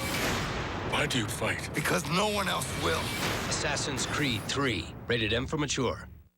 When it comes to the financial obstacles military families face, we understand. At USAA, we know military life is different. We've been there. That's why every bit of financial advice we offer is geared specifically to current and former military members and their families. Dad!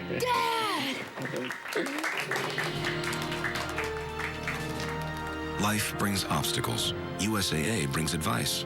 Call or visit us online. We're ready to help. Dave Revson in the studio. We'll get you back out for the end of the game in just a moment. Want to remind you what's coming up, though. As soon as things are done, it is the final drive, complete highlights, analysis of the entire day in the Big Ten. We'll hear post-game reaction as well. Again, that's coming up right after the game here on BTN. And then after the final drive tonight, don't forget, we have some hockey. Good matchup, too. Great rivalry, Minnesota and Wisconsin. Guys?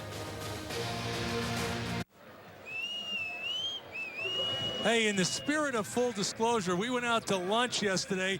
Local place, great place. The Fat Sandwich Company, they had a deal. If you ate the Fat Sandwich Special in less than 15 minutes, you got it for free and you got a T-shirt. Tim didn't get a T-shirt. I didn't get a T-shirt. But guess who got a T-shirt? Yes, that's right. I got the T-shirt, guys. I might be small, but I can eat like a champ. But I have to tell you, my key to success was actually Coach Mace. I always knew he was a good coach, but it was Mace who was cheering me along, giving me the go, Rebecca, go, go, go, get it done. I got it done in 12 minutes, people. 12 minutes. A little less than a quarter of football. She got it done. Yeah, the owner said he's never seen a woman ever do that before, so she's the champions of champions. They have a big menu board in there that makes for some interesting reading, huh? If you're a college student, you understand most of it, not all of it. Well, Shieldhouse that time, belted down by Joe Gilliam, the middle linebacker. Always good on a Friday to get some of the flavor of the campus, and literally got some of that yesterday. It was a great place to eat. I mean, I had indigestion watching her eat that sandwich in 12 minutes, but other than that, it was great. In fact, I'm going to eat the rest of mine after the game tonight. From the 19-yard line. Shieldhouse finds a hole. Shieldhouse got across the line of scrimmage, maybe up to the 24, before he was finally knocked down by Bruce Gaston. Our Twitter poll results. We brought this up at the beginning of the telecast. We take a look at the results now. Will Purdue beat Illinois and Indiana to reach a bowl game? 81% of the respondents say yes. Just 19% say no. Playing for the Cannon here tonight. Next week for the old Oaken Bucket. It's trophy game territory on the schedule.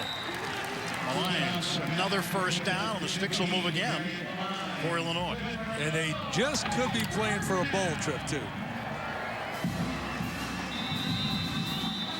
Shieldhouse looking at the the sideline. Plays coming in, and Billy Gonzalez there in the white hat, co-offensive coordinator. He's on the field. The other co-offensive coordinator, Chris Beatty, is up in the booth. Purdue showing blitz. First down for Illinois. They work out of the no huddle, so it looks like they take their time. Shieldhouse in the zone read. Read it one way, and he got knocked down. So there to make the tackle was Max Charlo. I haven't called Max Charlo's name a lot, but the senior from Corona, California, has played a pretty solid game in the secondary. Yeah, he has, and I'm going to tell you, Shieldhouse is going to be a sore young guy tomorrow. Quick flip, that's deflected, and there's Charlo again.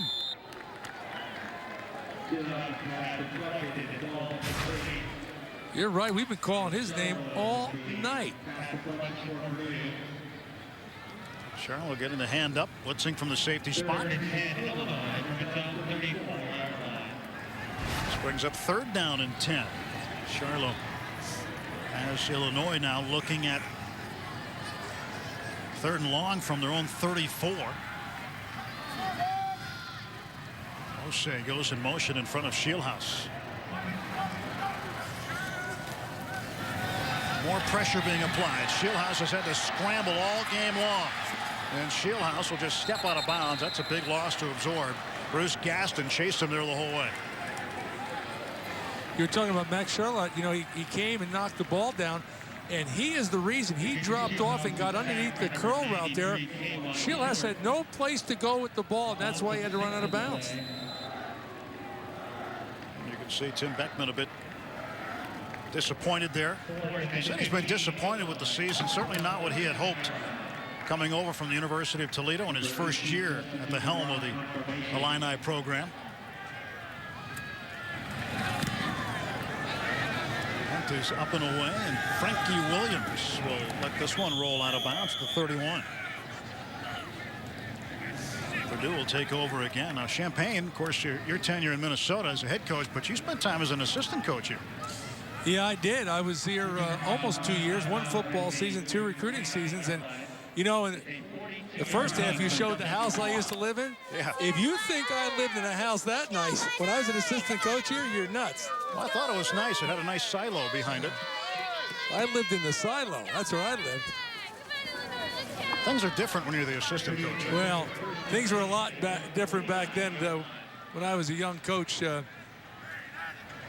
Money, you didn't make much money back then. Marve whips it to the intended receiver, Antavian Edison, who still does not have a catch. He's got a 32-game streak going. That seems to be in jeopardy right now with 8:23 to play, unless they can get him the football before this game ends. You know, and you know, winning the game is the most important thing, but as a head coach, when you have streaks going like that, I hope somebody is telling Danny Hope and those people, you know, there's a chance to get that, because it's a shame after the game and all of a sudden the guy that's calling the play didn't realize that. Caught him on the carry. Caught him. Gets to the 34-yard line. Edison had a career-high 9 receptions against Penn State. 52 receptions coming into the game. That's second in the Big Ten. But he doesn't have anything tonight, looking for his 32nd straight game. And let me reemphasize, that's secondary to winning the game. But all of a sudden, as this clock is ticking, you get to the place where all of a sudden you think you got it wrapped up. You'd like to get the young man a catch, keep the streak going. Out of the eye this time. Knocked down. Tim Kennard from Toledo, Ohio. Yeah, they snuck Freitag out of the backfield, a little flow pass. He was wide open, but he got the ball knocked down. He's just trying to get it over there. You saw Edison come in, and Freitag went out. He'd been wide open. They got the ball. He would have ran a long way. Kennard, normally the starter at the defensive end position. Staples, a senior, getting the start on senior night. Now Hawthorne back deep to receive on 4th and 4. Booted away by Cody Webster. Good special teams play as that ball is down at the 4-yard line. Now it's time for the John Deere Gator Game Changer. And the Game Changer came from a guy who came up lame after a 63-yard run for Purdue.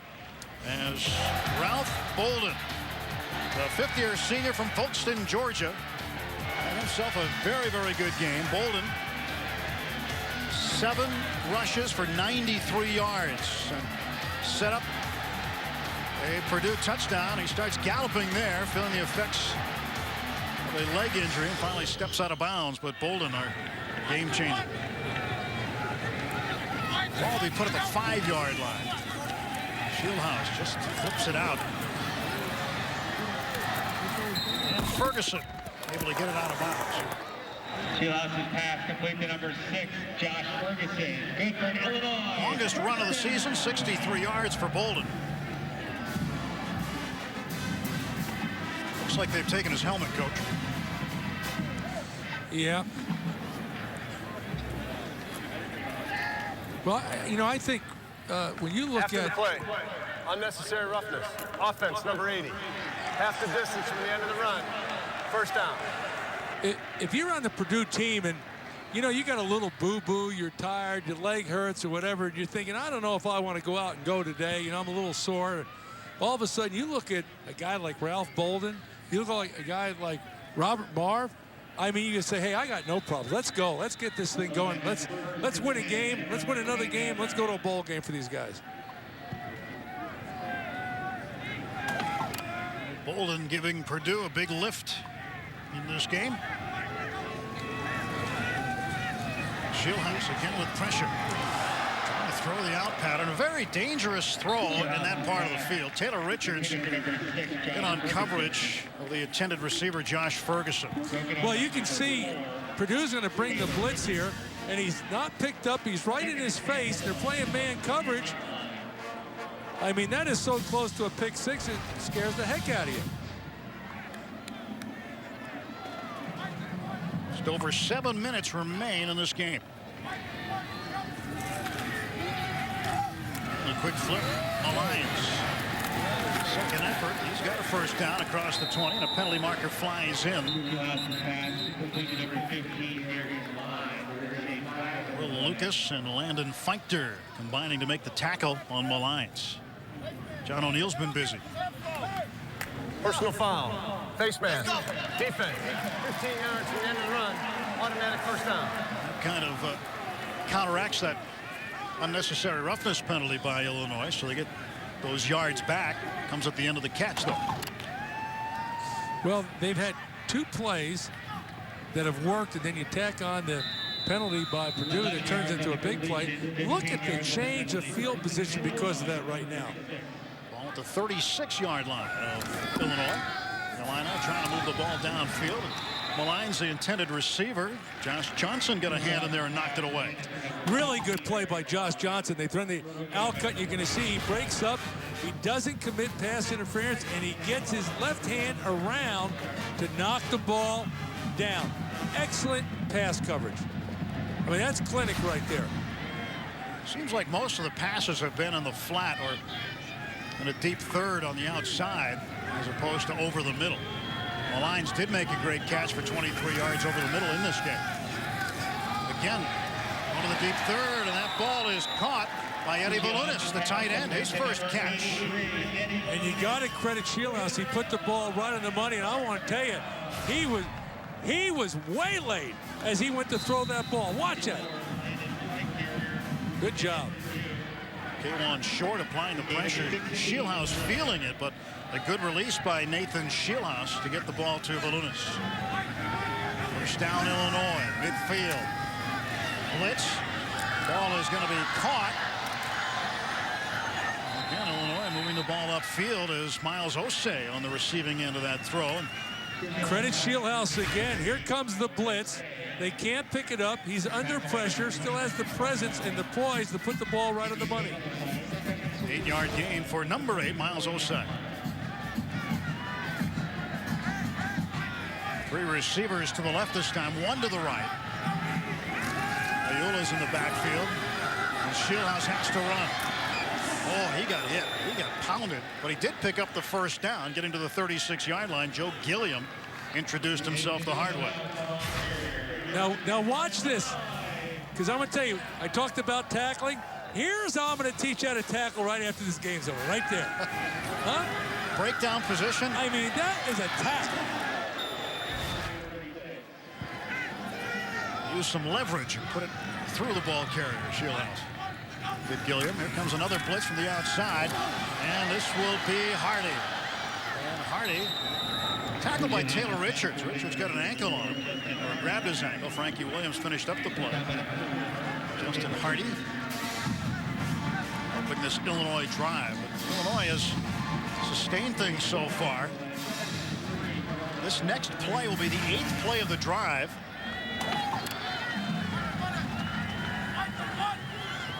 Second down, 3 yards to go. Have to get to the 26. Malines will get there. He cuts back inside. And the sticks will move again for Illinois. So Tim Beckman's offense finally getting something going. Having a very sustained drive here in the 4th quarter. We're setting a record for quick passes by both teams on the perimeter. If they see a soft corner out there, they're going to throw the ball out there. Are they taking what Purdue's giving them at this point? Oh, here's Osei, knocked away. Osei was open for a moment, but good closing speed by the defensive back. Well, we're going to see. Now they're going to fake that quick. And you saw the pump by Shieldhouse. And obviously, Purdue, the corner, jumped up to play that. Safety came over the top.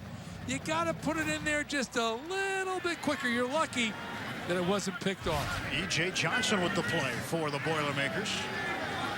Saved the touchdown.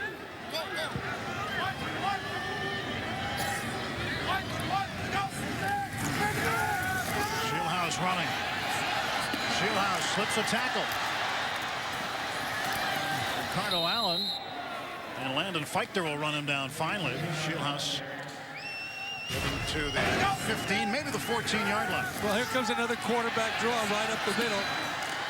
He bounces to the outside. Probably as many hits as he takes. You ought to go right up the middle. When they get close, go ahead and slide and save yourself. But you know that play where they pumped and they threw it deep and the safety came over the top? You know what happens? You work on that in practice, and it becomes wide open. The only thing is that your scout team player, your demonstration in practice, doesn't break that fast to the ball so you can lay it up and it works. Illinois wants to use a timeout. 4 minutes to play in the game, so the Illini stop the clock, trailing by 10. Senior night, certainly one they want to win. You see all those L's in a row. There's 7 of them. They still have a game next week at Northwestern. And Tim Beckman telling us that the senior night game is very important. He said if they win, he wanted the seniors' Letterman jackets to have the score of this game on it so they'd always remember this game. Yeah, and he also made an emphasis that the seniors haven't won this final home game in previous years. He put a big emphasis on this, and you know, I guess when you've had that run of losses like that as a coach, you know, you're running out of things to say. You're going to try to any motivation to keep these guys going, so you build up that senior day, your last home game, and if they want to win it, they got to get it in the own zone, at the very least a field goal in this drive. And 3 yards to move the sticks. Of which they're going to have to kick they'll kick the field goal if they don't get here, because sooner or later you need the field goal. Just take it and run. First down, and Shieldhouse driven out of bounds inside the 5. It'll be 1st and goal for the Fighting Illini.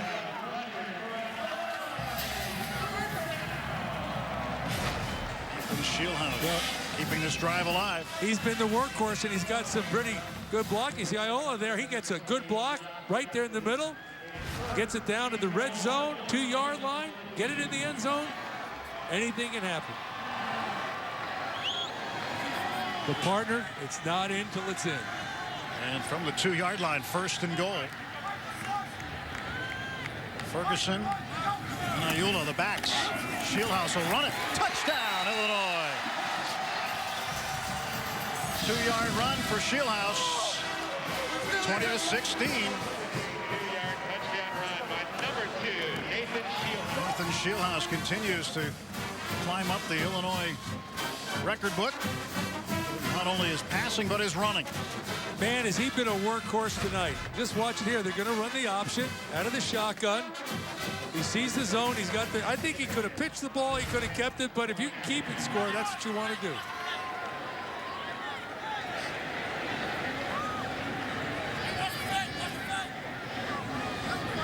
Nick Amicus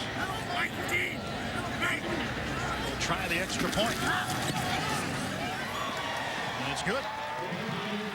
So just a field goal separates Purdue and Illinois. Speedway's scoring drive, 13 plays, 95 yards, 4 minutes and 1 second time of possession on that drive. The 95 yards really most impressive, especially after a very good Webster punt for Purdue. Put them down deep in their own territory. They went the whole route and got into the end zone. Well, it's an excellent call, excellent execution. You know, you talk about a 95-yard drive. Typically, one of two things, Tim, have to happen in a drive that long. Either you need a big play, I mean a real big play, or you need a defensive penalty, and that's exactly what Purdue had. They had a defensive penalty that created a big play. 76 yards on the ground on 20 carries for Shieldhouse. You just saw the touchdown, visiting with Riley O'Toole, the backup quarterback. Ringing the bell.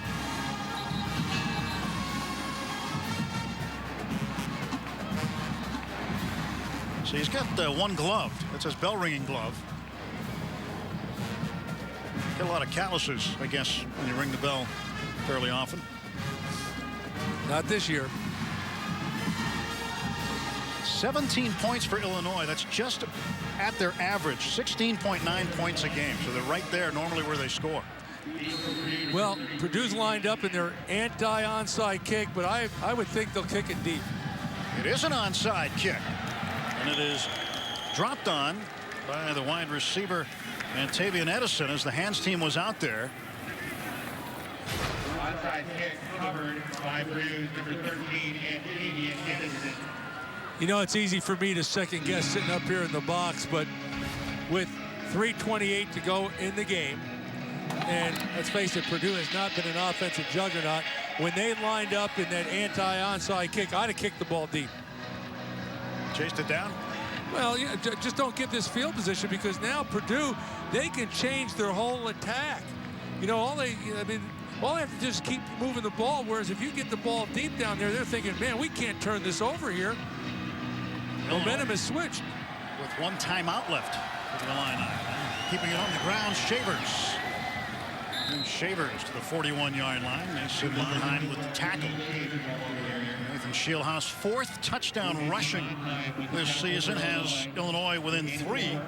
But it is going to be difficult for them to get the football back if Purdue can move the chains a couple of times. Right, and you know, you don't want to be totally conservative. You got to move the chains, but at the same time, that clock becomes your friend. You got to watch that shot clock. So many times I see teams snap the ball with 8, 9 seconds on the clock. Why? Take it down to 1, especially when you're under center. That's why I don't like the shotgun in this situation. Well, they snapped it with 7 seconds on the play clock. Shavers straight ahead, bouncing off a tackler. He is inside the 30 and a first down. The clock will stop while they move the chains, and then it'll start up again once everybody's set. See, a lot of people say, well, hey, Coach, what's the difference? 7 seconds, 2 seconds. Let me tell you, a small number times a big number is a big number. And all of a sudden, if there's a difference of 6 or 7 seconds, all of a sudden times 3 plays, go ahead and do the math. The clock moving under 2.5 minutes. Danny Hope, the final 2.5 minutes of a game. What's he feeling? A 3-point lead. He's got the football, but 2 minutes could seem like 2 hours. Well, we're going to watch this clock, because you saw where they snapped it before. Let's see what happens here. This time they let it run down a little bit more. Took it with 3 seconds to go. Running it straight ahead. So there's 3 seconds. What'd you say in the first down it was? 7 seconds. There's 10 seconds.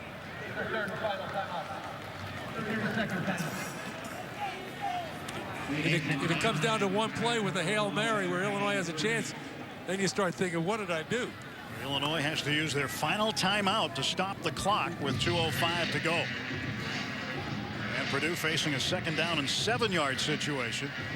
So if I get another first down, if I'm Danny Hope, I can start thinking about the old Oaken bucket. Put it in the air here on 2nd and 7. Purdue and Indiana, and then Illinois travels north to Northwestern. Both games at noon right here on BTN. Are you asking me if I'm going to put the ball in the air on 2nd and 7? No, I'm not going to do that. A reason why, at the very least, I want that clock rolling. They don't have any more timeouts. Now, if they had timeouts, I might. They don't have any more timeouts, so I'm going to use that clock as my friend. Marve under center. Single setback is Shavers. And they will keep it on the ground. Monheim makes the tackle. Get in there to cut down Shavers. Got enough of them to drag him to the turf. Now, in the old days, before they started the shot clock, as soon as the other play was dead, I'd have my guy lay on the ground and get up like Jim Brown used to and kind of waddle back to the huddle and get in the way of the umpire so he couldn't spot the ball. They can take this down to almost 1:20 on 3rd and 5.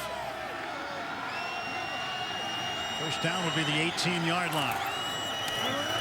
Caught him. Won't get the first down. Stopped just outside the 20 by Ashante Williams. Somebody lost their hat. Now, if I'm down to 2 yards or less than 2 yards, I'm going for it. 4th and 2 for Purdue at the Illinois 20-yard line.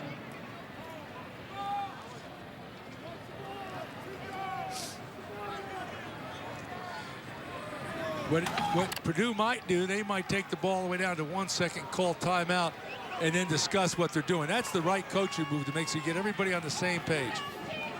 Take it down to 1 second, call timeout, get over there, talk it over, let everybody know what you're doing. That's what they're doing. That's a good job, Danny Hope.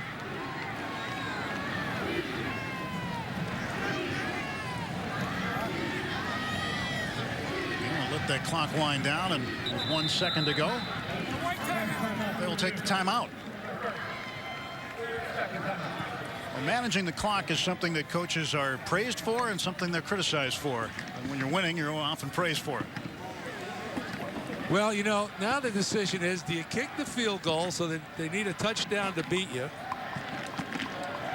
Or do you say, nah, I'm not going to do that. I'm going to try to put the game over right now. And if not, we'll win it on defense. We're going to hold them from getting on down there. But now it comes in, and now you can throw the ball. Everybody thinks you know, maybe run it, maybe fake it, have the quarterback keep it around the end. Well, it looks like they're going to. Well, they looked like they had the kicker on the way, but no, now Robert Marve comes back out. And the offensive unit on the field on 4th down and 2. And they're going to line up in an I formation. They got formation in the boundary. Kurt Freitag is the up back. Team Shavers, the tailback. Shavers straight ahead, first down, and that'll be the game. Foster in on the tackle, but that pretty much wraps it up for Purdue, as they will win back-to-back road games for the first time since the 2009 season. And now we're 1 win away from bowl eligibility, and if they can they don't even have to Oaken snap bucket next week. Yep, it's over. 10 seconds and the clock will wind down. And this one is over, as Purdue will go to 5-6, 2-5 in the Big Ten. And for Tim Beckman's team, 8 straight losses this season. They'll drop to 0-7 in Big Ten play, 2-9 on the year. So the 6th-year senior Robert Marve engineers a victory today for the Boilermakers. Final score: Purdue beats Illinois 20-17 on senior night. That's it from Champaign. 20-17, the final. Purdue wins it. For Rebecca Harlow and Coach Glenn Mason, I'm Tim Neverett. This has been a presentation of the Big Ten Network. Now let's take you back to our Chicago studios. Welcome into the final drive. Dave Revson, Mike Hall with you. Jerry DiNardo, Howard Griffith standing by. An awful lot to get to. There were records broke all over the place. But the biggest thing is, the biggest game of the weekend went to overtime. Coming up, the Badgers have yet to lose a home November game under Brett Bielema, while the Buckeyes have yet to lose this year. Something's gotta give. Michigan did their part early on, putting the pressure on Nebraska. Do we have a shakeup in the race for the Legends Division title? The Wildcats and Spartans played neck and neck the whole game. It came down to the final drive. Winner gets a leg up on a January bowl. And Purdue and Indiana have their postseason hopes hanging by a thread. Would that thread be snipped? The final drive is now.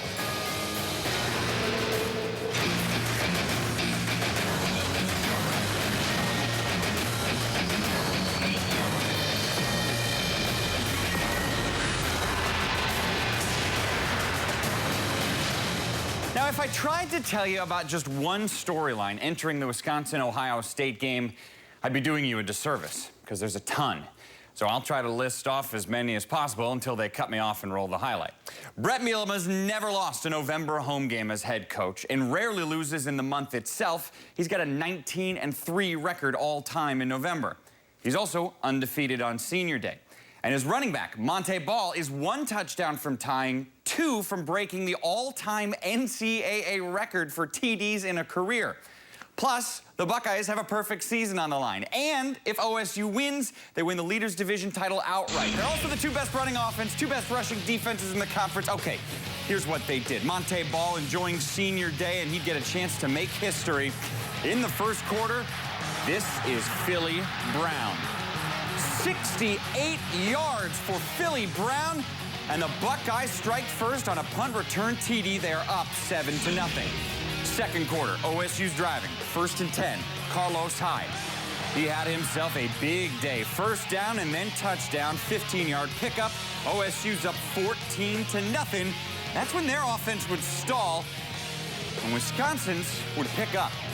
Monte Ball, what a spin move for the first down, picking up 12 yards. Next play, Ball fighting through the middle. Another first down and more. 15-yard pickup. Kurt Phillips knows that if you run the ball that well, you can open up a passing game, and there's wide open Jacob Pedersen. Takes it down around the 11-yard line. That's a 29-yard scoop up. 2 plays later. Ball up the middle, and there's your record tire. 78 touchdowns. No one in the history of major college football has ever scored more TDs than Monte Ball in his career. Fourth quarter we go. Chris Borland was thought to dress, but he did not play in this game. Would it affect their defense? Here's Braxton Miller on a 1st and 10, keeping the ball going nowhere. A loss of 1. Desmond southward of the tackle. More Badger defense. Braxton keeping it. Trying to go outside. No, they're southward again. Nowhere for Braxton to go. Only a pickup of a yard. It's 3rd and 7. Miller gets pressured, and Tyler Dipple with the sack, a 6-yard loss. The defense is doing their job. They need the offense to get some points. It's a 1st and 10. The team is down by 7. 7 minutes to go in the game. Ball gets the handoff. To the outside he goes. He's got a blocker too. Does not cut back inside though. Still a big pickup, 25 yards. Here's a 3rd and 2. Near the goal line. Ball gets the carry. Fights but does not get the touchdown. Does he get the first down? The officials review it and didn't move it an inch. It looked like a really tough spot. 4th and 1. Wisconsin goes for it. Ball for history. Oh, it pops out. It's a fumble, only the 2nd lost fumble of Monte Ball's career. And look how close it came. Strong Ohio State defense, keeping him just inches away from potentially tying the game. Christian Bryant, again, the man who knocked it free. But OSU couldn't do anything. They go 3 and out. Wisconsin gets the ball back under a minute to go. Kirk Phillips, just under a minute to go on a 4th and 3, picks up 14. Now it's 3rd and 6. Phillips in the shotgun with time. To the left side, he finds Jared Aberdarius. A pickup of 11. 2nd and goal, 12 seconds ago. Phillips in shotgun. There's Pedersen for the game-tying score. A 5-yard strike. Monte and the Badgers are still alive. In overtime they go after the extra point was kicked. On a 2nd and 6, Braxton Miller. Nowhere to go. He's going to have to make something out of nothing. And he's the right guy to do it. First down, Buckeyes just short of the end zone. Next play, might as well give it to Carlos Hyde. Ohio State leads 21-14. Wisconsin tries to answer, but not much going. In fact, 3 plays in, they're now with a 4th and 6. Phillips needs the first down. And the defense is there yet again. Guess who? Christian Bryant deflects it. Ohio State stays undefeated, winning by a final score of 21-14 in OT. And look what Urban Meyer is doing. 11 wins in his first season. Only one more would give him 12 and tie the record set by Brett Bielema. And he's only got one more because there is no bowl game. A dramatic game for Ohio State, who now officially has won the Leaders Division outright. Urban Meyer is 11-0 again, just the third Buckeye head coach to do so. They've already improved by 5 wins over last year and ended up perfect in their Leaders Division. As promised, Jerry DiNardo and Howard Griffith join me now, and Urban Meyer continues to do it again, coming off extra time, whether it be the season opener, whether it be a bowl game or whether it be a bye week. Now 33-2 in his career. This one essentially came down to the one drive in overtime. What did you see, Coach? Yeah, you talk about extra time. What we saw in overtime was Ohio State moving the ball when they couldn't move it most of the game. And if you watch the series, okay, this is the first play. This is Hyde for 11 yards getting around the Wisconsin defense, which they hadn't done. Now it's the ball's on the 14. They've got the extra series if they needed the first down. That was Miller for 4. Here's Miller on the scramble you saw in Mike's highlights. This is the first time all day that Braxton Miller got outside of contain when it really mattered. Wisconsin contained the whole time, and in the last play, Howard was a 2-yard, just direct handoff by Hyde that was well blocked by Ohio State. But they did things during overtime they couldn't get done during regulation. Yeah, I think you can make an argument that the 12 yards that Braxton Miller got in overtime were probably the most important yardage that he picked up on the ground. When you look at Wisconsin, Monty Ball had an outstanding day until the end. You talk about an offensive line that was really playing at a high level today, really had things going, and I thought the running backs were doing a tremendous job of feeling the reads, understanding exactly where the ball needed to go. Extra yards after contact. You see Ball doing an outstanding job. Maybe he could have cut back, maybe not, but in this situation, you've got to make sure you're taking care of the football, understanding the situation in the game, and he knew he had to jump from that position, and he wasn't going to have a chance to get in. That's why he extended the football, because he saw the Ohio State defenders in his face. Yeah, you hate to see it end that way for Monte, but, you know, we studied the Ohio State defense against pro formation teams this morning, and if you'd have told me that Wisconsin would have rushed for over 200 yards against that defense in the box, I mean, that may be by far the best effort of the Wisconsin offensive line. I'll tell you one thing that was impressive. Wisconsin got the ball with about 7 minutes left. They called 9 running plays. That's unbelievable. They really had it going in that series that Monty fumbled, and they just were in a groove. And I thought that they were in such a groove that it was nothing that Ohio State could do to stop them, but they were able to come up with a stop at the end. Again, 206 rushing yards against a team that had given up 104 combined the last 2 games. You mentioned Braxton breaking contain in overtime, really the only time he did it the whole game. I mean, the game plan was executed so well by Wisconsin. The special teams touchdown obviously did them in, and then unable to punch it in on the goal line, but did all the things that you felt like they needed to do to win the game. As it is, though, Ohio State still perfect. Urban Meyer after the game with R.J. Wilson. Coach, these are great games to watch. What's it like to coach in them? Well, your guts are turned inside out, but give credit to a great opponent and a great game.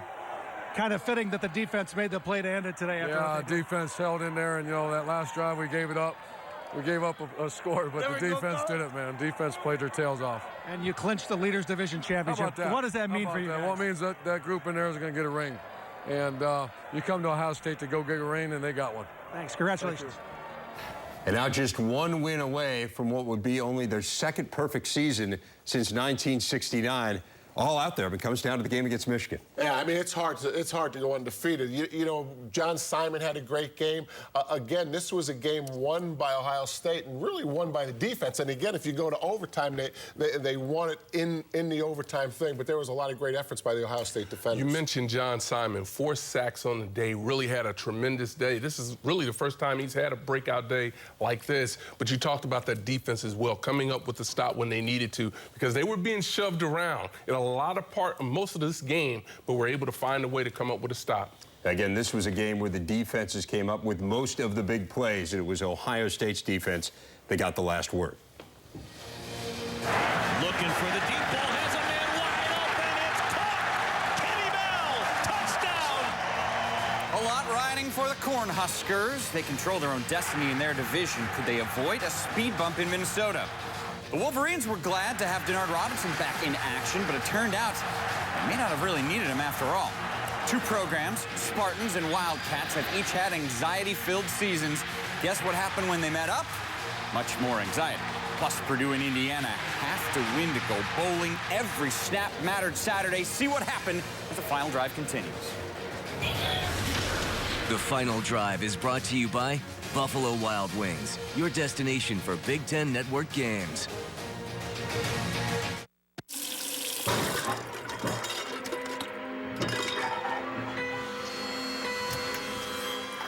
Hello?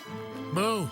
I am the ghost of meals past. When you don't use new Pam, this is what you get. Residue. I prefer food-based phantasm, foodtasm. Poultrygeist works too if you use chicken. Residoodle-doo. Bargain brand cooking spray can leave annoying residue, but new Pam leaves up to 99% less residue. New Pam helps you keep it off. When it comes to the financial obstacles military families face, we understand. At USAA, we know military life is different. We've been there. That's why every bit of financial advice we offer is geared specifically to current and former military members and their families. Dad! Life brings obstacles. USAA brings advice.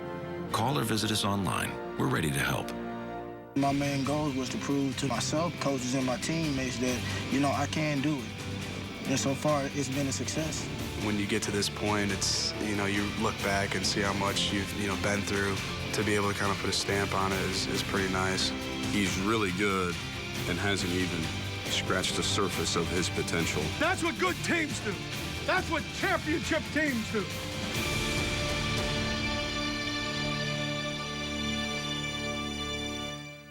The Ohio State University. The University of Texas Southern University. California, Berkeley. Old Dominion University. Harvard University. The University of Virginia. Texas A&M. Norfolk State University. University. Arizona State. Pennsylvania State University.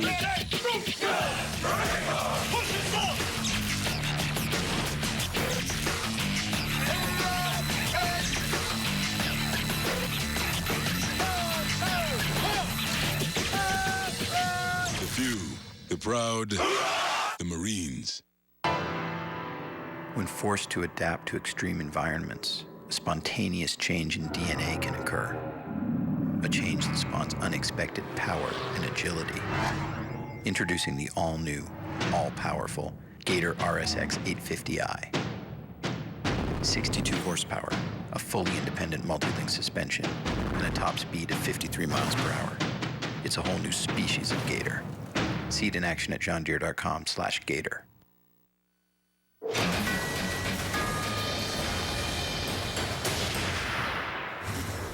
When Penn State joined the conference in 1993, expectations were high, win the league high.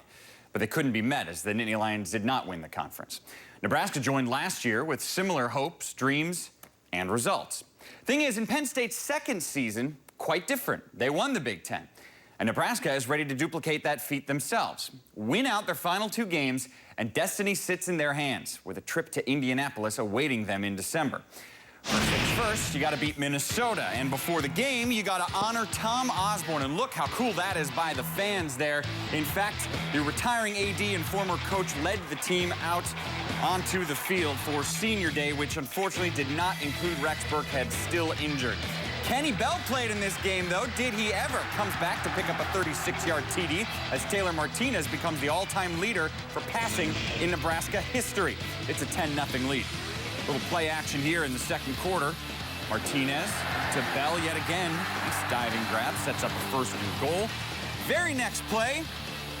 Yeah, fear the throw, why not? Very next play, Imani Cross up the middle. Rolls into the end zone. Nebraska's up 17-0. Still in the second quarter now, Martinez looking for a different guy finally. It's Quincy Enunwa who makes the circus catch, holds onto it and falls backward to the 2-yard line. That would set up a first and goal. Imani Cross will fly into the end zone there, and the Huskers are up 24-0 at halftime. He showed a lot of offense, but if the other guys are putting up a goose egg, that means there's some defense involved. Here's Philip Nelson trying to hit Andre McDonald. but Damian Stafford's there, and there with a tough INT. Look at it again, hits him in the chest and then flies into the arms of Stafford for the INT. That would lead to Amir Abdullah taking the handoff, breaking a tackle, bringing another guy along down to the 30-yard line for a 23-yard pickup. Abdullah passes the 1,000-yard marker on the season. Next play, Martinez to Bell, and he gone. 30-yard score. Nebraska's now up 31-0, and their defense would not quit. Nelson throws and gets picked on. By getting picked off, Stanley Jean-Baptiste returns it 48 yards for the score. It was a tip ball, but still, it counts for 7 the other way.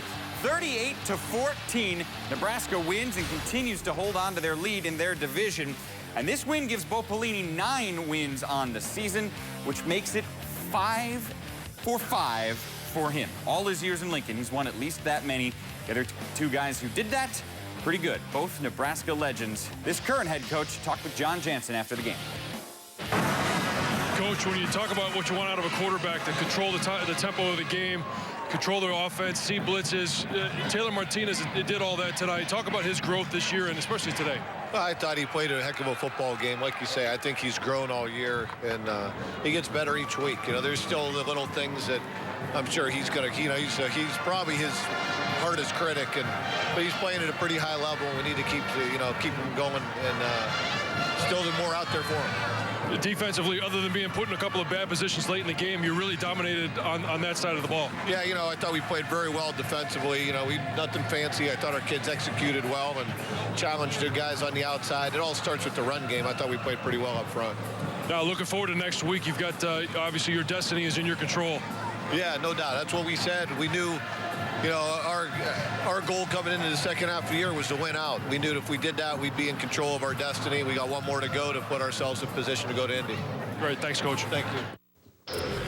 And because they do still control their own destiny, that matters more than an individual accomplishment. But still, it deserves to be shown to you. Taylor Martinez now has more passing yards in his career than any quarterback in the great history of this Husker program. Gentlemen? And all the criticism of Taylor Martinez through the years as a passer, and there he is atop the career passing list for Nebraska. And this game was won for the Huskers through the air. No question, but before we talk about the pass, here's one of the beauties of Taylor Martinez. He only carried the ball 8 times. He threw it 29 times. There's other games when he has to run the ball to win the game, and when he doesn't have to do that and he throws for over 300 yards like we're going to see here, he becomes a tremendous quarterback. And this isn't a play-action pass. This is a drop back. This is a 36-yard touchdown pass to Kenny Bell, so there's no play action. It's situation. Now, here's a play-action pass that comes off one of the option plays. There's nobody in the center of the field, and he throws it to him. Here's a screen pass again. It's not a play-action pass. It's a 36-yard touchdown pass, Howard. So I think Taylor Martinez has certainly grown as a player, but you have to give Tim Beck and the staff a lot of credit because when they can protect him from getting hit in the run game, they do, and he responds by being able to throw the ball very efficiently. And not throwing interceptions. I think that's key. Right. Really taking care of the football in the passing game. Defensively, as you heard Coach Pelini talk about, they did play outstanding. I mean, I think they had a dominant game when you talk about what they were able to do to Minnesota. His quarterback trying to run a decide play, gets stuffed by Eric Martin. Now he's going to get sacked, doesn't see the pressure coming off the edge. Nelson really struggling when you start to get things going. And then obviously you got to take care of the football. When it hits you, you got to catch it. Stafford comes up with the interception. And now we don't make the catch. The ball's a little behind you. Jean-Baptiste takes it in for 6. So the defense really stepped up, and I think has been really playing well over the last couple of weeks. And this is what they've been expecting. The type of performance we saw today is what everyone's been trying to see out of the black shirt defense. And this game was over at the half. It was 24-0, and it was over because of that defense. And Minnesota had 10 rushing yards, 60 total yards. For the game, they completed 35.7%, making them the 9th team in 11 games this year for Nebraska that has completed less than 50% against them this year. That pass defense has been awfully good, Mike. Yes, it has. Speaking of good, Denard Robinson. It was senior day for him, and he got to play, and he played well. But why was it his backup continued to steal the headlines? Michigan State, another barn burner. Would turnovers prevent them from winning a close one? More nail-biters to get to. And Matt McGloin continues to set record after record. See how his incredible season progressed again this week.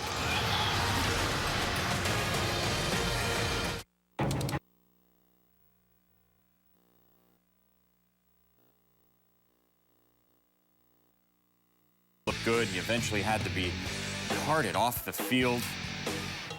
It was a scary scene, and obviously he did not return. Devin Gardner would score, giving the Wolverines an early lead. Here's James Vandenberg answering with Henry Krager-Kobel into the end zone. We're tied at 7. Final seconds of the first quarter. Denard Robinson in shotgun, gets the corner, cuts back, loses a man beautifully. To pick up 40 yards. Robinson had 72 rushing yards in the first half alone. To the second quarter, Gardner again in a QB. Rolling to his left, got some time, looks for Roy Roundtree.